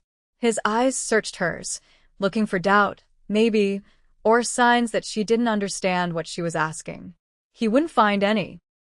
Morga had spent 28 years being quiet, being overlooked, being the person who adapted to everyone else's expectations. But standing here on this balcony with a man who'd accidentally married her and somehow become the realest thing in her life, she was done adapting. I don't know how to do this, Axton admitted his VO. Ice rough. I don't know how to let someone in without destroying them. Then we'll figure it out together. She rose on her toes, pressed her forehead to his, and breathed the same air. No more walls. No more pretending this is just an arrangement. We're in this together now. Actually, together. And that means trusting me the same way I'm trusting you. You shouldn't trust me. Too late. I already do. Axton made a sound somewhere between a laugh and a sob, and then he was kissing her. Desperate, claiming, like she was oxygen, and he'd been drowning for 16 years. His hands tangled in her hair. Her fingers curled into his shirt. The bond between them exploded into light bright enough that if anyone had been watching from the street below, they would have seen two people silhouetted in gold, burning together. When they finally broke apart, both gasping, Axton rested his forehead against hers. This is a terrible idea, he murmured. Probably. We're going to get each other killed. Maybe. And I'm going to regret letting you convince me. Definitely. Morga smiled against his lips. But you're going to do it anyway. Yeah, Axton breathed. I am. Because hope, it turned out, was more dangerous than any weapon, and more powerful than any curse. And once you let it in, once you gave it permission to exist, there was no killing it, only feeding it, or watching it burn you alive from the inside out. Either way, Axton Varkas had just made his choice, and Morga Thorne had made hers. Now they just had to survive long enough to see if those choices saved them or destroyed them both. Chapter 6. They say the best traps are the ones where everyone thinks they're the hunter. Turns out Morga and Axton weren't the only ones setting bait, and the wolf who'd been circling them for weeks was about to show her teeth. The SUV peeled away from the shipping yard, tires screaming against asphalt, leaving behind blood and betrayal and the twisted wreckage of a plan that had gone sideways so fast none of them had seen it coming. Vesper drove like she was outrunning the apocalypse, which, given what had just happened, wasn't far from the truth. Morga sat in the back seat, her hands still clawed, still shaking with adrenaline and the aftermath of her first partial shift. Her entire body felt wrong. Too tight. Like her skin was a coat that didn't fit anymore, and her bones were trying to break through. Every nerve ending was on fire. Every sense was cranked to maximum. She could hear Vesper's heartbeat from 6 feet away. Could smell the gun oil on Axton's weapons. Could taste copper in the air from all the blood they'd left behind. Axton sat beside her, one hand pressed against the wound on his shoulder where Voss had tried to rip the bond mark clean off. Silver blood. His blood, mixed with something darker, seeped between his fingers. He hadn't said a word since they'd gotten in the vehicle. Just sat there, jaw locked, eyes burning gold, radiating fury and guilt in equal measure. The bond between them was screaming. Not with pain. With feedback. Like someone had cranked the volume on a speaker until it distorted into white noise. Morga could feel everything he was feeling. Rage at himself for falling into a trap, terror that she'd been hurt, desperate relief that she was alive mixed with bone-deep dread about what came next. And underneath it all, pulsing like a second heartbeat, love. Raw. Unfiltered. Absolutely terrified of itself. Say it, Morga said quietly. Axton's hand tightened on his shoulder. Say what? Whatever you're thinking right now. Whatever's making you look like you want to punch through the window. I'm thinking that I almost got you killed. You didn't. I did. His voice was flat. Cold. The tone he used when he was trying to distance himself from something too painful to process. I walked us into an ambush. I underestimated Celine. I didn't even consider that she might be working with Voss this entire time. And because of that, you almost died. But I didn't. Because you got lucky. Because your wolf woke up at exactly the right moment. Because he stopped. Swallowed hard. Because you saved me instead of yourself. Which is exactly what I told you not to do. Morga turned to face him fully, ignoring the way her body protested every movement. You were dying. He was ripping the bond apart. What was I supposed to do? Watch. Yes. The word landed between them like a stone. You were supposed to run, Axton continued, still not looking at her. That was the plan. If things went wrong, you run. You get as far away from me as possible, and you don't look back. That's a terrible plan. It's the only plan that keeps you alive. No. Morga grabbed his face, forcing him to look at her. His eyes were blazing, gold overtaking gray completely now, wolf rising to the surface. The only plan that keeps me alive is the one where we survive together. Because that bond you're so desperate to protect? It goes both ways, Axton. You die, I feel it. You hurt, I hurt. You think I could have run away while that thing was trying to tear you apart. You should have tried. Well, I didn't. And I'm not going to apologize for it. She released his face but didn't back down. You chose to save me in that cinema. You chose to bind us together. You chose to train me and trust me and let me into your life. So you don't get to turn around now and tell me I should have abandoned you the first time things got dangerous. That's not how this works. Axton's throat worked. His hand came up slowly, covering hers where it rested against his chest. You don't understand what you're asking. Then explain it to me. I'm asking you to survive. Even if I don't. And I'm telling you that's not an option I'm willing to consider. Morga leaned closer, her voice dropping to something fierce and unbreakable. We made a promise at that tribunal. We chose each other. Not just when it's convenient. Not just when the odds are good. Always. So whatever comes next, whatever Celine is planning, whatever Voss wants, we face it together or not at all. For exactly 5 seconds, Axton said nothing. Just stared at her with eyes that held 16 years of isolation and self-imposed exile and the desperate, terrified hope that maybe this time he wouldn't lose everything he cared about. Then he pulled her forward and kissed her like the world was ending, and she was the only thing worth saving from the wreckage. It wasn't gentle, wasn't careful. It was teeth and desperation and the taste of blood from split lips and the kind of kiss that said I love you and I'm terrified and please don't leave me all at once without using any words at all.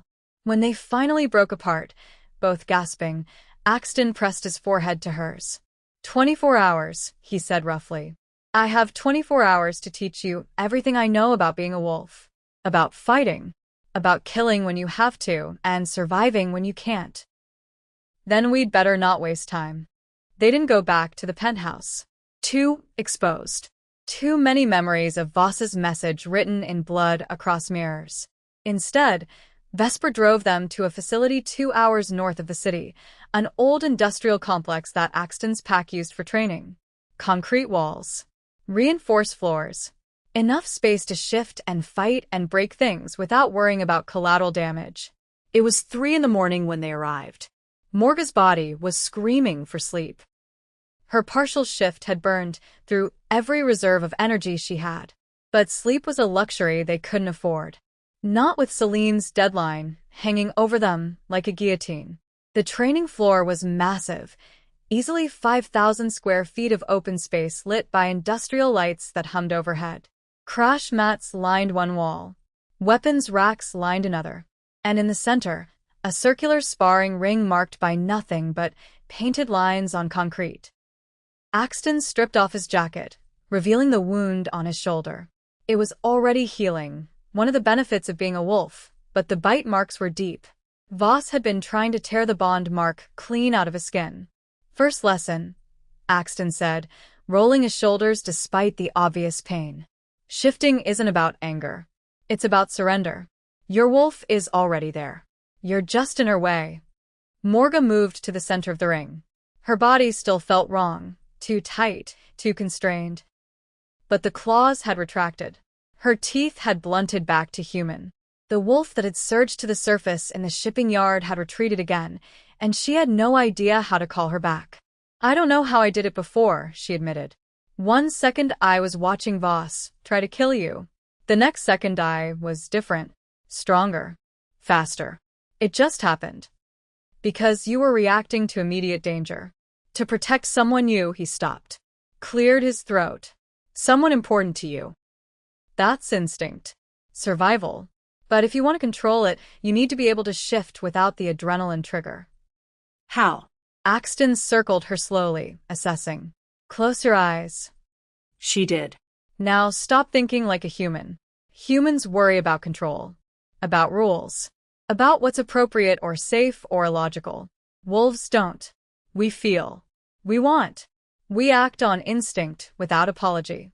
So tell me, right now, in this moment, what do you want most? The answer came without thought. You. Alive. Safe. Mine. The word surprised her. Mine. Possessive. Primal. Not something careful, quiet Morga would ever say out loud. But her wolf didn't care about careful. Good, Axton said, and his voice was closer now. Right behind her. Hold on to that feeling. That certainty. That absolute refusal to let anyone take what belongs to you. And then let go. Let go of what? Everything else. Every wall you've built. Every defense mechanism.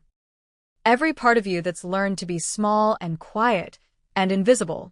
Your wolf doesn't know how to be those things. She only knows how to be powerful. So stop fighting her and let her out. Morga's breath came faster. She could feel it building inside her chest. Pressure. Heat. Something alive trying to claw its way to the surface. But every time it got close, her mind slammed down barriers. Control yourself. Don't lose it. Don't be dangerous. I can't, she gasped. Yes, you can. I'm afraid. Of what? Axton's hands settled on her shoulders, grounding, steady. Of hurting someone? There's no one here to hurt except me, and I can take it. Of losing yourself? You didn't lose yourself in the shipping yard. You became more yourself than you've ever been. What if I can't shift back? Then I'll help you. His grip tightened. I will always help you find your way back, Morga. That's what the bond means. We're tethered. Connected. You can't get lost because I'll always be able to find you. The words broke something open inside her. Some final resistance. Some last wall she'd been holding on to, because letting it fall felt like stepping off a cliff with no idea if there was ground below. She let go. And the wolf erupted. It should have hurt. Every story she'd ever heard about first shifts involved bones breaking and reforming, muscles tearing, skin splitting. Agony that lasted hours and left you broken and screaming. But for Morga, it felt like relief. Like finally taking off clothes that had been too tight for 28 years. Like breathing deep after a lifetime of shallow breaths. Like stretching muscles she didn't know she had and discovering they were stronger than anything she'd imagined. Her bones didn't break. They flowed, reshaped, reformed. Her muscles expanded, her senses exploded, and suddenly she was standing on 4 legs instead of 2, seeing the world in 1,000 new colors she had no names for. She was magnificent. Storm gray fur with silver undertones that caught the light. Eyes burning molten gold. Larger than a natural wolf, but smaller than Axton's massive black form that now stood beside her, watching her with something like awe in his pale gray wolf eyes. For exactly 10 seconds, neither of them moved. Then Axton's wolf bumped against her side, gentle, encouraging, and they ran. Not out of the facility. Just circles around the training floor. Testing her new body. Learning how her legs worked, how fast she could move, how sharp her senses were in this form. Everything was more. Sounds she couldn't hear as a human were deafening now. Scents painted pictures in her mind. She could feel the vibrations in the concrete from Vesper walking 2 floors above them. It was overwhelming and perfect and terrifying and right.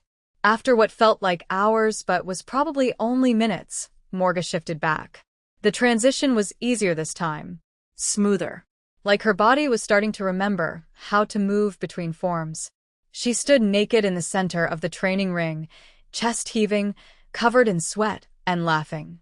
Actually laughing. Axton shifted back beside her, and he was smiling. A real smile. The first genuine, unguarded smile she'd ever seen on his face. "You're a natural," he said. "I'm a mess. You're both." He handed her a robe from the stack Vesper had left nearby. "How do you feel?" Morga considered. Her body ached. Her mind was racing. But underneath it all was a sense of completeness she'd never experienced before.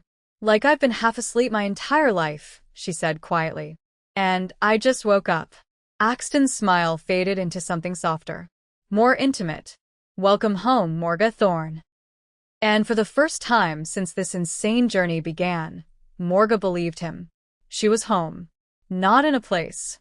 Not in a city, or a building or a pack. In herself. And in him. They trained for 18 hours straight. Shifting. Fighting. Learning how to use claws and teeth and speed and strength without hesitation. Vesper joined them around hour 6, teaching Morga the brutal efficiency of pack combat. Where to strike to disable quickly, how to read an opponent's body language, which vital points would drop a wolf permanently. It was violent, exhausting, necessary. And through it all, the bond between Morga and Axton grew stronger, more synchronized. They started anticipating each other's movements, covering each other's blind spots, moving together like they'd been fighting side by side for years instead of hours. By the time the sun set on their second day, by the time the full moon started rising outside the facility windows, Morga was ready. Not confident, not fearless, but ready. Axton found her standing alone in the training ring, staring at her hands. Human hands. That could become claws in seconds now. That had learned how to kill in a dozen different ways over the last day. "Having second thoughts?" he asked quietly. "No." Morga looked up at him, and her eyes were clear. "Certain. I'm having first thoughts. Real ones. About who I am now. What I'm capable of. What I'm willing to do to survive. And I'm not the person I was a week ago." That woman was quiet because she was afraid of taking up space. She was careful because she thought making waves would get her hurt. She was invisible because being seen felt dangerous. Morga stepped closer to him. "But that woman doesn't exist anymore. She died in that cinema. And what came back is someone who knows exactly how dangerous she is. And isn't afraid of it. Axton's eyes blazed with pride and desire and something deeper that he still didn't have words for. Then let's go show Celine exactly what kind of mistake she made, he said. Morga smiled. Fierce. Feral. Unbreakable. Let's. Chapter 7. They say the full moon makes wolves wild. Unpredictable. Dangerous. But what they don't tell you is that a blood moon, when the moon turns red and old magic wakes up hungry, doesn't just make wolves wild. It makes them gods. And Morga was about to find out exactly what kind of gods slept in her blood. The night air hit them like a baptism when Axton carried Morga out of the syndicate chamber. Cold. Clean. Tasting of freedom and smoke and the metallic tang of spilled blood. Behind them, the building pulsed with chaos. Wolves shouting, council members demanding explanations, Vesper's voice cutting through it all with lethal precision as she secured Celine and coordinated cleanup. But Axton didn't stop. Didn't look back. Just kept walking with Morga cradled against his chest like she was made of glass and fire in equal measure. She wasn't unconscious. Not quite. Her eyes were open, tracking the stars overhead, but her body had shut down every non-essential system to recover from what she'd just done. Holding a door closed against a primordial entity while it screamed promises and threats directly into your soul took a toll that sleep couldn't fix. The kind of exhaustion that reached bone deep and kept digging. Put me down, she murmured. I can walk. No. Axton. I said no. His arms tightened fractionally. Not enough to hurt. Just enough to make his point. You just saved every wolf in that chamber from being consumed by something older than civilization. You locked away a god with nothing but willpower and bloodline magic you learned how to use approximately 6 hours ago. So forgive me if I'm not particularly interested in your opinions about whether you can walk right now. Despite everything, the exhaustion, the pain, the lingering echo of the first wolf's voice still whispering at the edges of her consciousness, Morga smiled. You're being dramatic. I'm being accurate. He looked down at her, and his eyes were still burning gold. Still more wolf than human. Do you have any idea what I felt through the bond while you were holding that thing back? It was trying to devour you, Morga. Not kill you. Consume you. Replace you. Hollow you out and wear your skin like a puppet. And you just, his voice cracked. You just stood there and said no like you were turning down a telemarketer. It wasn't that simple. I know. That's what terrifies me. They reached the car. Vesper had left it running, keys in the ignition because she was efficient like that. Axton settled Morga into the passenger seat with a gentleness that contradicted every violent thing he was capable of. Buckled her seatbelt.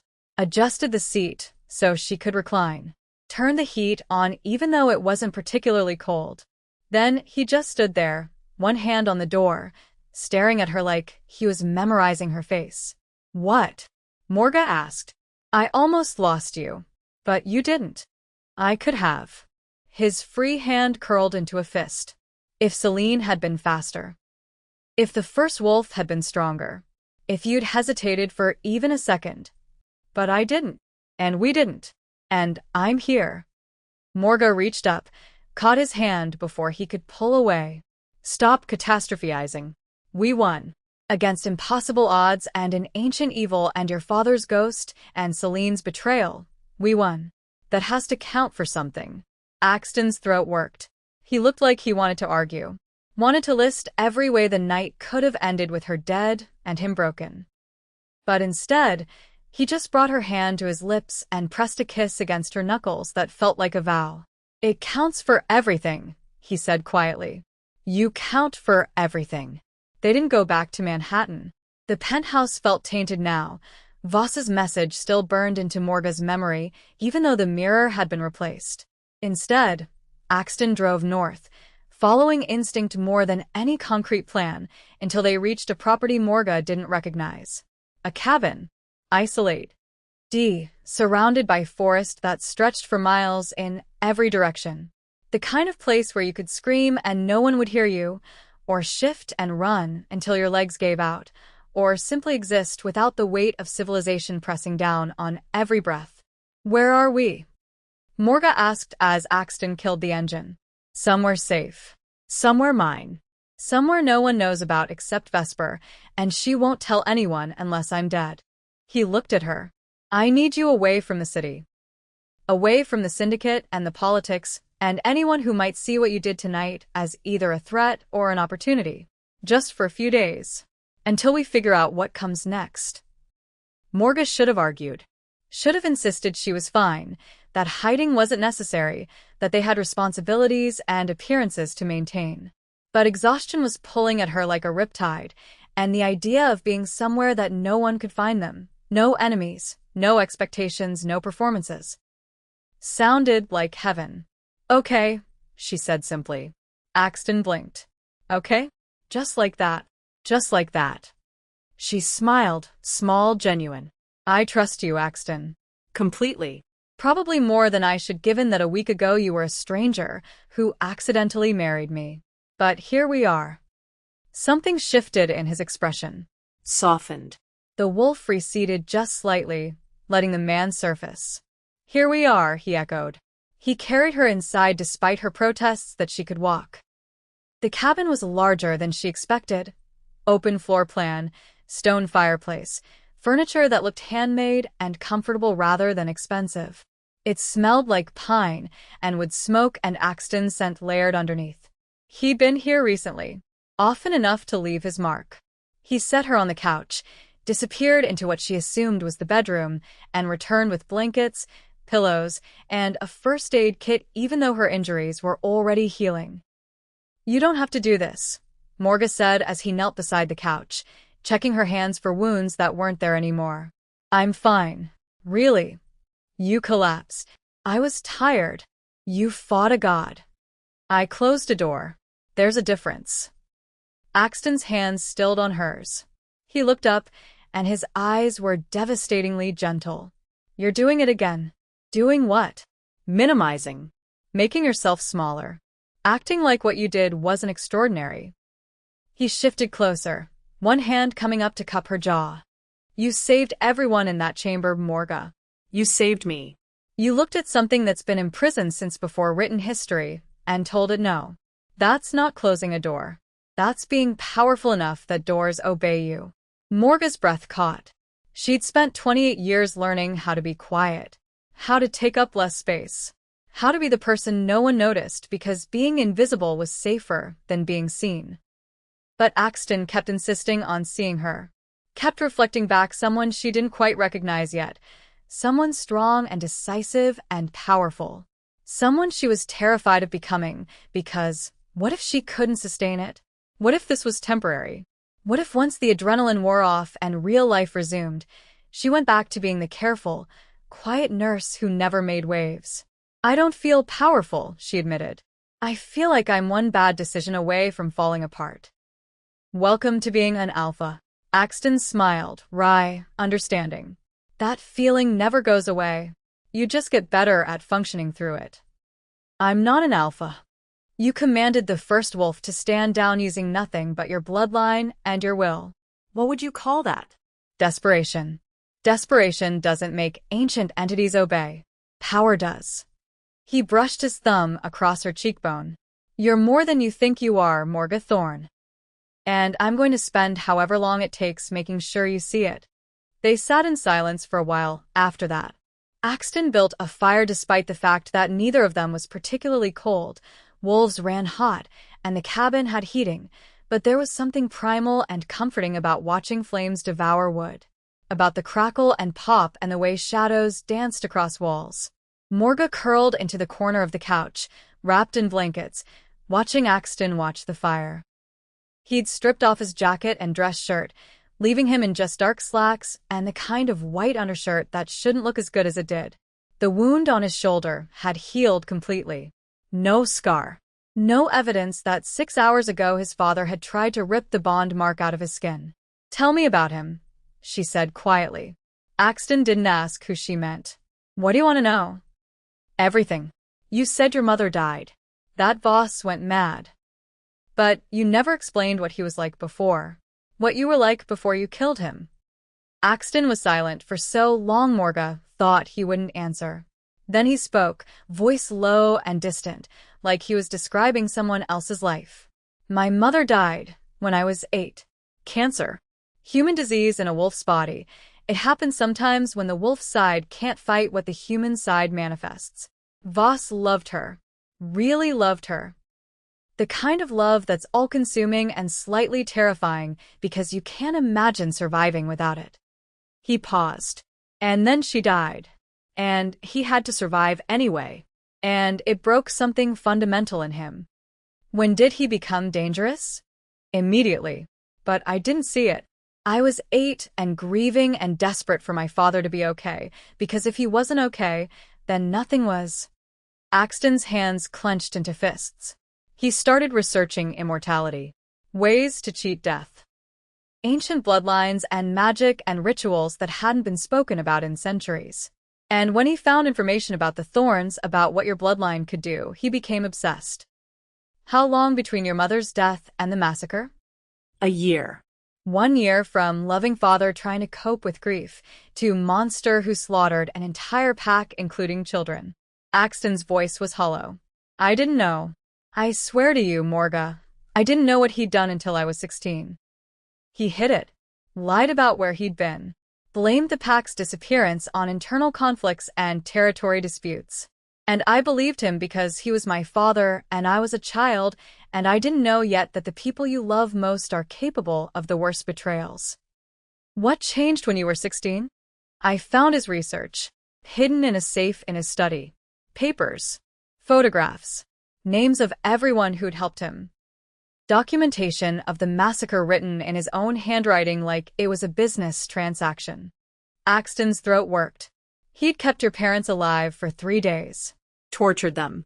Trying to make them tell him how to bond with you, how to access the Thorn bloodline magic. They wouldn't. So he killed them and took you anyway. But by then, your mother had already cast the suppression hex. You were human, useless to him. So he dumped you in foster care and moved on to other schemes. Morga's chest tightened. She'd known her parents had died protecting her. But hearing the details, hearing that they'd been tortured, that they'd endured days of suffering rather than betray her, made it real in a way it hadn't been before. What did you do? She asked. I challenged him. Invoked Karnath. Fought him in front of the entire pack, because that's what the law requires. Witnesses, daylight, no weapons except what you're born with.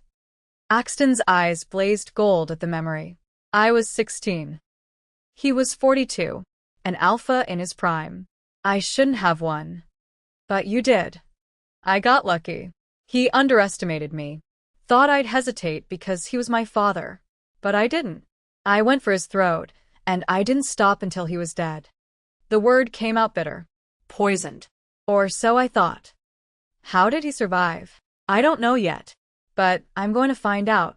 Axton finally looked at her, and the rage in his eyes was matched only by the exhaustion. Because if Celine helped him fake his death 16 years ago, there might be others. Other wolves he converted to his cause. Other players we don't know about yet. And I won't let them come for you again. They're not coming for me, Morga corrected gently. They're coming for us. There's a difference. Axton crossed to the couch, sat beside her, and pulled her against his side. She went willingly, tucking herself under his arm, resting her head on his shoulder. The bond between them pulsed, warm, steady, synchronized. I'm sorry, he said quietly. For what? For everything.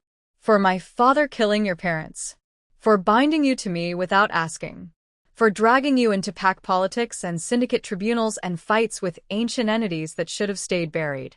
You deserved better than this. Morga was quiet for a moment, processing.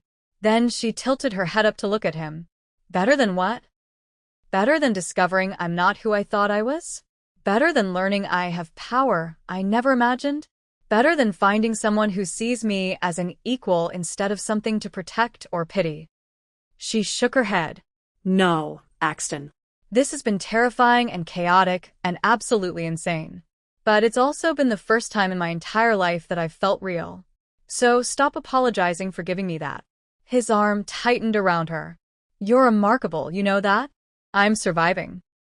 There's a difference. No. You're thriving. You're taking every impossible situation and turning it into an opportunity to become stronger.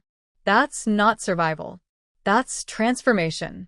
Morga closed her eyes, letting his words sink in. Was he right? Was she transforming, or was she just reacting to circumstances beyond her control? She didn't know. Wasn't sure she'd know until this was over, and she could look back with perspective. But she knew one thing with absolute certainty. She didn't want to go back to being invisible. Didn't want to return to the life where she was quiet and careful and forgettable. Whatever came next, however this ended, she wanted to be the woman who'd stared down a god and said no, even if it terrified her. What happens now? Morga asked. After tonight. After everything. Axton was quiet for a long moment. We rebuild. The syndicate validated our bond. Thorne publicly acknowledged you as Ashwood Crescent's heir. That means you have a pack now. Territory. Responsibilities. I don't know how to run a pack. I'll teach you. Same way I taught you to shift. Same way we've done everything else together. And Celine? Vesper will handle her interrogation. Find out who else was involved. What other plans Boss had in motion. His jaw tightened. And then the syndicate will execute her for treason. Publicly. As a warning to anyone else who thinks betraying pack law is acceptable. Morga should have felt something at that, guilt, maybe, or moral discomfort at the idea of execution. But she didn't. Celine had tried to unleash something that would have consumed thousands. Had helped murder Morga's parents 19 years ago. Had spent weeks manipulating and threatening and trying to destroy everything they'd built. She'd earned what was coming. How do you feel about that? Morga asked. Celine was your father's beta. She was part of your pack once. She stopped being pack the moment she chose him over the law. Over innocent lives. Over basic decency. Axton's voice was cold. Final. I don't mourn traitors. I eliminate them. The words should have scared her. Should have reminded her that Axton Varkas was dangerous, ruthless, capable of violence without hesitation. Instead, they made her feel safe. Because he was dangerous. And ruthless. And violent when necessary. And all of that was currently pointed away from her and toward anyone who might try to hurt her. I love you, she said. The words came out without thought. Without planning. Just truth spilling into the space between them like light through a cracked door. Axton went completely still. Even his breathing stopped. Then he pulled back just enough to look at her face, searching her eyes like he was trying to determine if she'd meant it or if exhaustion was making her say things she'd regret later. Say that again, he said roughly. I love you. Morga's voice was steady now. I'm certain. I don't know when it happened. Maybe in the cinema, when some part of me recognized you before my conscious mind caught up. Maybe at the tribunal, when we chose each other. Maybe tonight when you poured your strength into me so I could hold the door closed. I don't know. But I know it's true. I love you, Axton Varkas. Completely. Probably unwisely. Definitely irrevocably. For exactly 3 seconds, Axton said nothing. Then he kissed her like she was oxygen and salvation and the only thing standing between him and the abyss he'd been circling for 16 years. It was desperate and reverent and claiming all at once. His hands tangled in her hair. Her fingers curled into his shirt. The bond between them exploded into light, so bright it physically hurt, gold and silver and white all braided together into something that had never existed before. Not a mate bond. Not a marriage bond. Not even the Tethros Amar they'd started with. Something new. Something unique. Something that was entirely theirs. When they finally broke apart, both gasping, Axton pressed his forehead to hers. I love you, he said, and his voice cracked on every word.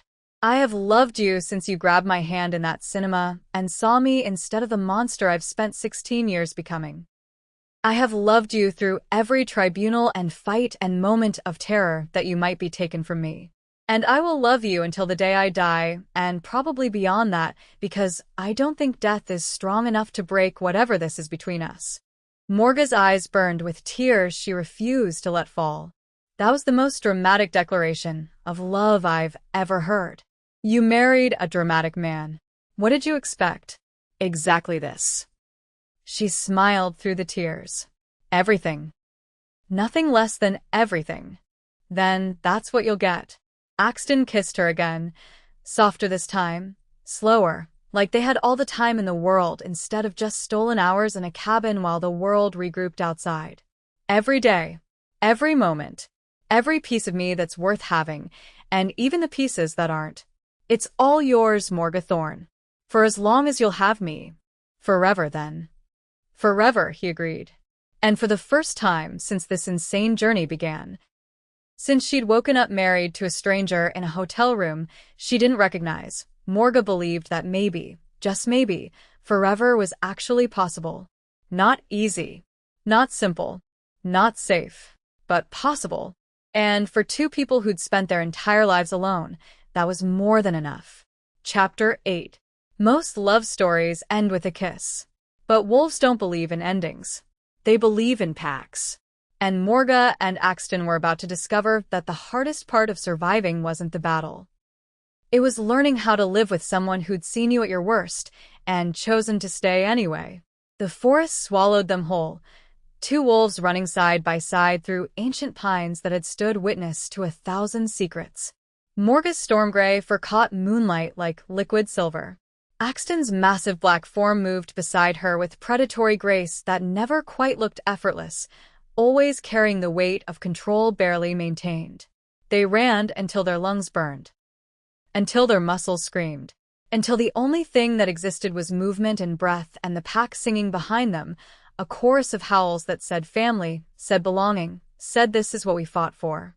When they finally stopped at the hill's crest, Seattle spread below them like scattered diamonds. The city where Morga's parents had lived and loved and died. The city where their daughter had been erased and remade and finally remembered. She shifted back to human first. Axton followed half a second later, and they stood naked under stars that had watched this exact scene play out for millennia. Two wolves becoming human, becoming vulnerable, becoming real. How does it feel? Axton asked, his hand finding hers naturally, fingers threading together like they'd been doing this for lifetimes instead of months. What? This. Being home. Leading a pack. Building something that's entirely yours instead of reacting to everyone else's plans. Morga considered the question seriously. Looked down at the city. At the forest behind them. At the pack house barely visible through the trees. Windows glowing warm against the darkness. At the wolves still running below, their joy tangible even from this distance. It feels like breathing, she said finally. Like I spent 28 years holding my breath underwater, and finally, someone pulled me to the surface. She turned to face him, and her eyes, still carrying a hint of wolf gold even in human form, held something fierce and certain. But it only works because you're here. Because we're doing this together. If I'd come back alone, tried to rebuild alone, I think it would have crushed me. Axton's free hand came up, cupping her face with a gentleness that contradicted every violent thing he was capable of. You're stronger than you think. Maybe. But strength doesn't mean you have to carry everything by yourself. She leaned into his touch. That's what I'm learning. That asking for help isn't weakness. That letting people see you struggle isn't failure. That being part of something larger than yourself doesn't diminish you. It amplifies you. When did you get so wise? Somewhere between fighting your undead father and locking away a primordial entity.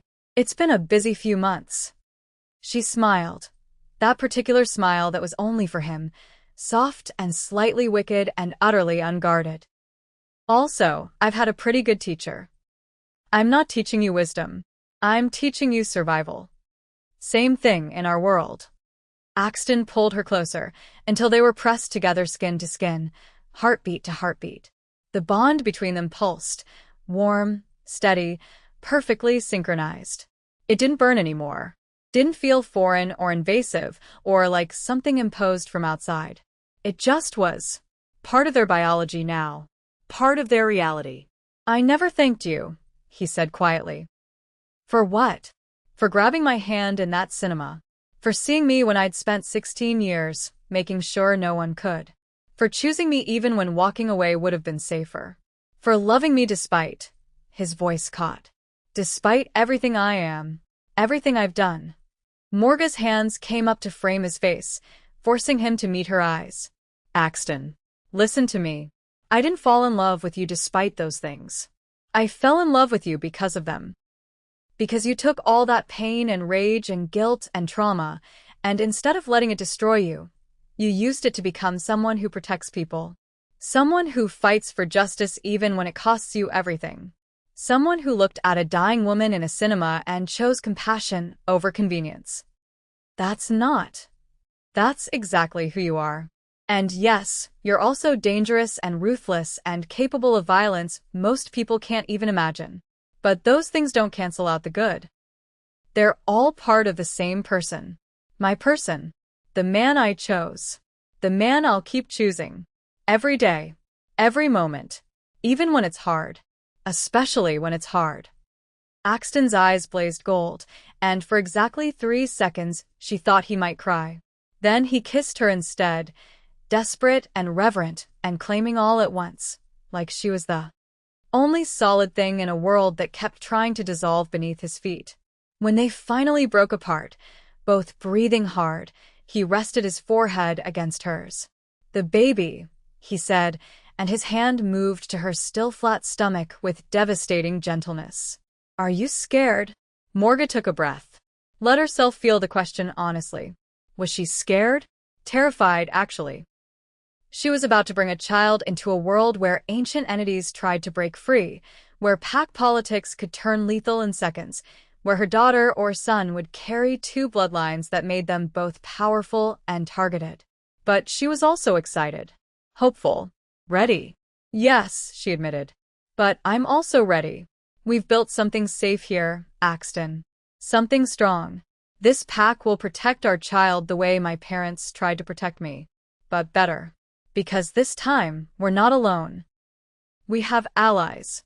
We have the syndicate's backing. We have each other. And if that's not enough, then we'll adapt. Same way we've adapted to everything else. She smiled. Besides, our kid is going to be absolutely feral. Half thorn, half Farkas? They're either going to rule the world or burn it down. Possibly both. That startled a genuine laugh out of Axton. Rough and unexpected and beautiful. God help us. God help anyone who tries to hurt them, Morga corrected. Because between your overprotective alpha instincts and my newly discovered mama wolf tendencies, I genuinely pity anyone who looks at our child wrong. We're going to be terrible parents. We're going to be fierce parents. There's a difference. They stood there for a while longer, just breathing each other in. No words. No plans. Just presence. The kind of comfortable silence that only came from knowing someone deeply enough that you didn't need to fill every moment with sound. Finally, Axton spoke. Vesper called yesterday. She's closing the investigation into Celine and Voss. Morga tensed slightly. And there were others involved. Not many. Maybe 5 wolves who knew Voss was alive and helped hide him over the years. But they've all been identified. Arrested. They'll face tribunal within the month. How do you feel about that? Relieved. Angry that I missed them for so long. Guilty that other people had to clean up my failure. He paused. But also, done. I spent 16 years hunting my father's accomplices, trying to atone for his sins. And I'm tired, Morga. I'm tired of living in the past. Tired of letting what he did define what I do. I want to be done. Then be done. It's not that simple. Isn't it? She pulled back just enough to meet his eyes. You killed him. Twice, technically. You dismantled his empire. You protected the innocent people he would have hurt. You stopped Celine from unleashing something that would have consumed thousands. You've done everything possible to make amends for crimes that weren't even yours. So yes, Axton, you get to be done. You get to choose a different story. His throat worked. What if I don't know how? Then we'll figure it out together. She took his hand, placed it over her stomach where their child was growing. This is our chance to build something that has nothing to do with revenge or guilt or trying to fix the past. This is about the future. Our future. And I refuse to raise our baby in the shadow of your father's ghost. He's dead. For real this time. Let him stay dead.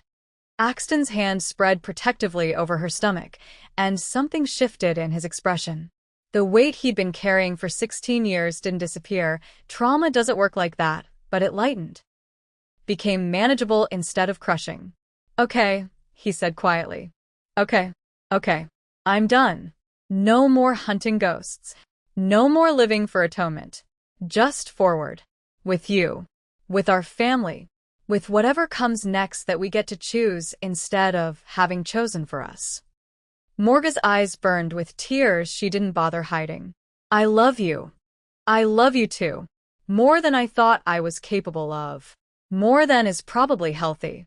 He smiled, soft, real, the expression that was reserved only for her. You've ruined me for anyone else you know. Made me believe in things I'd given up on. Made me want things I thought I didn't deserve. Good. That was the plan all along. She rose on her toes, kissed him soft and slow. Now, can we please go back to the pack house? I'm naked on a hill in November, and while wolves run hot, I'm still freezing certain parts I'd like to keep functional. Axton laughed again. That wonderful rough sound that she'd made it her mission to extract as often as possible. You're the one who wanted to have a profound emotional moment under the stars. I can have profound emotional moments and want to not lose my nipples to frostbite. I'm multifaceted like that.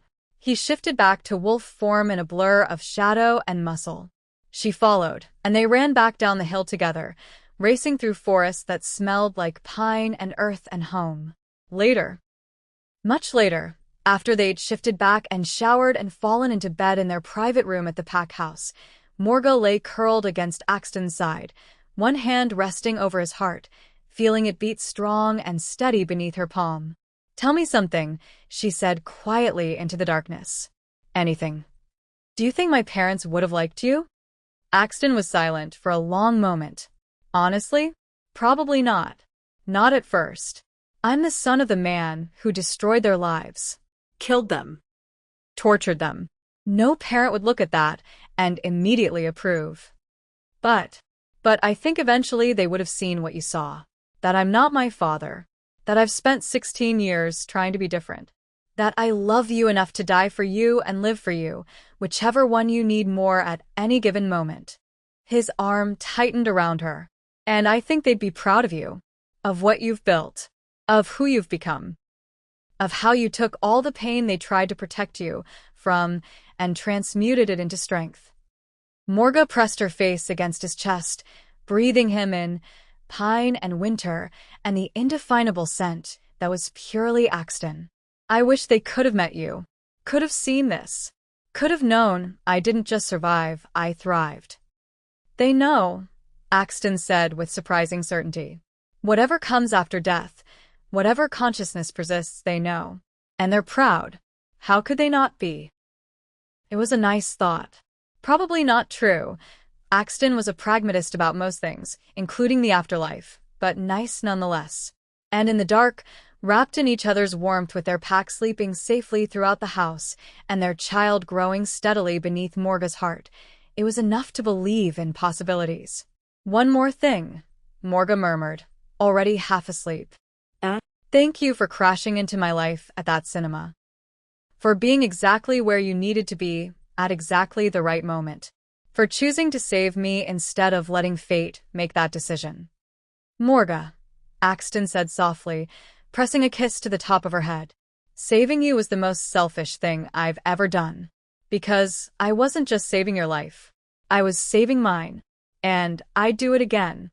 Every time. In every universe. In every possible timeline. Finding you was the only good thing my father's sins ever produced. And I will be grateful for that every day for the rest of my life. Morga smiled against his skin, feeling the bond between them pulse warm and steady and utterly unbreakable. "Then I guess we both got lucky," she whispered. "Yeah," Axton agreed. "I guess we did." And in the morning, they would wake up to a pack that needed leading and a child that needed protecting and a future that needed building from scratch. They would face challenges and threats and politics and all the messy, complicated reality of trying to blend two broken people into one functional family. But tonight, right now, in this moment, they were just Morga and Axton. Two wolves who'd started as strangers bound by accident and become partners bound by choice. Two people who'd looked at impossible odds and decided to survive anyway. Two souls who'd found each other in the darkness and refused to let go. Most love stories end with a kiss and a promise. But this story was just beginning. Because wolves don't believe in endings. They believe in packs. In family. In choosing each other every single day until those choices become as natural as breathing. And Morga and Axton had a lifetime of choices ahead of them, starting tomorrow. But for tonight they slept. Together. Home.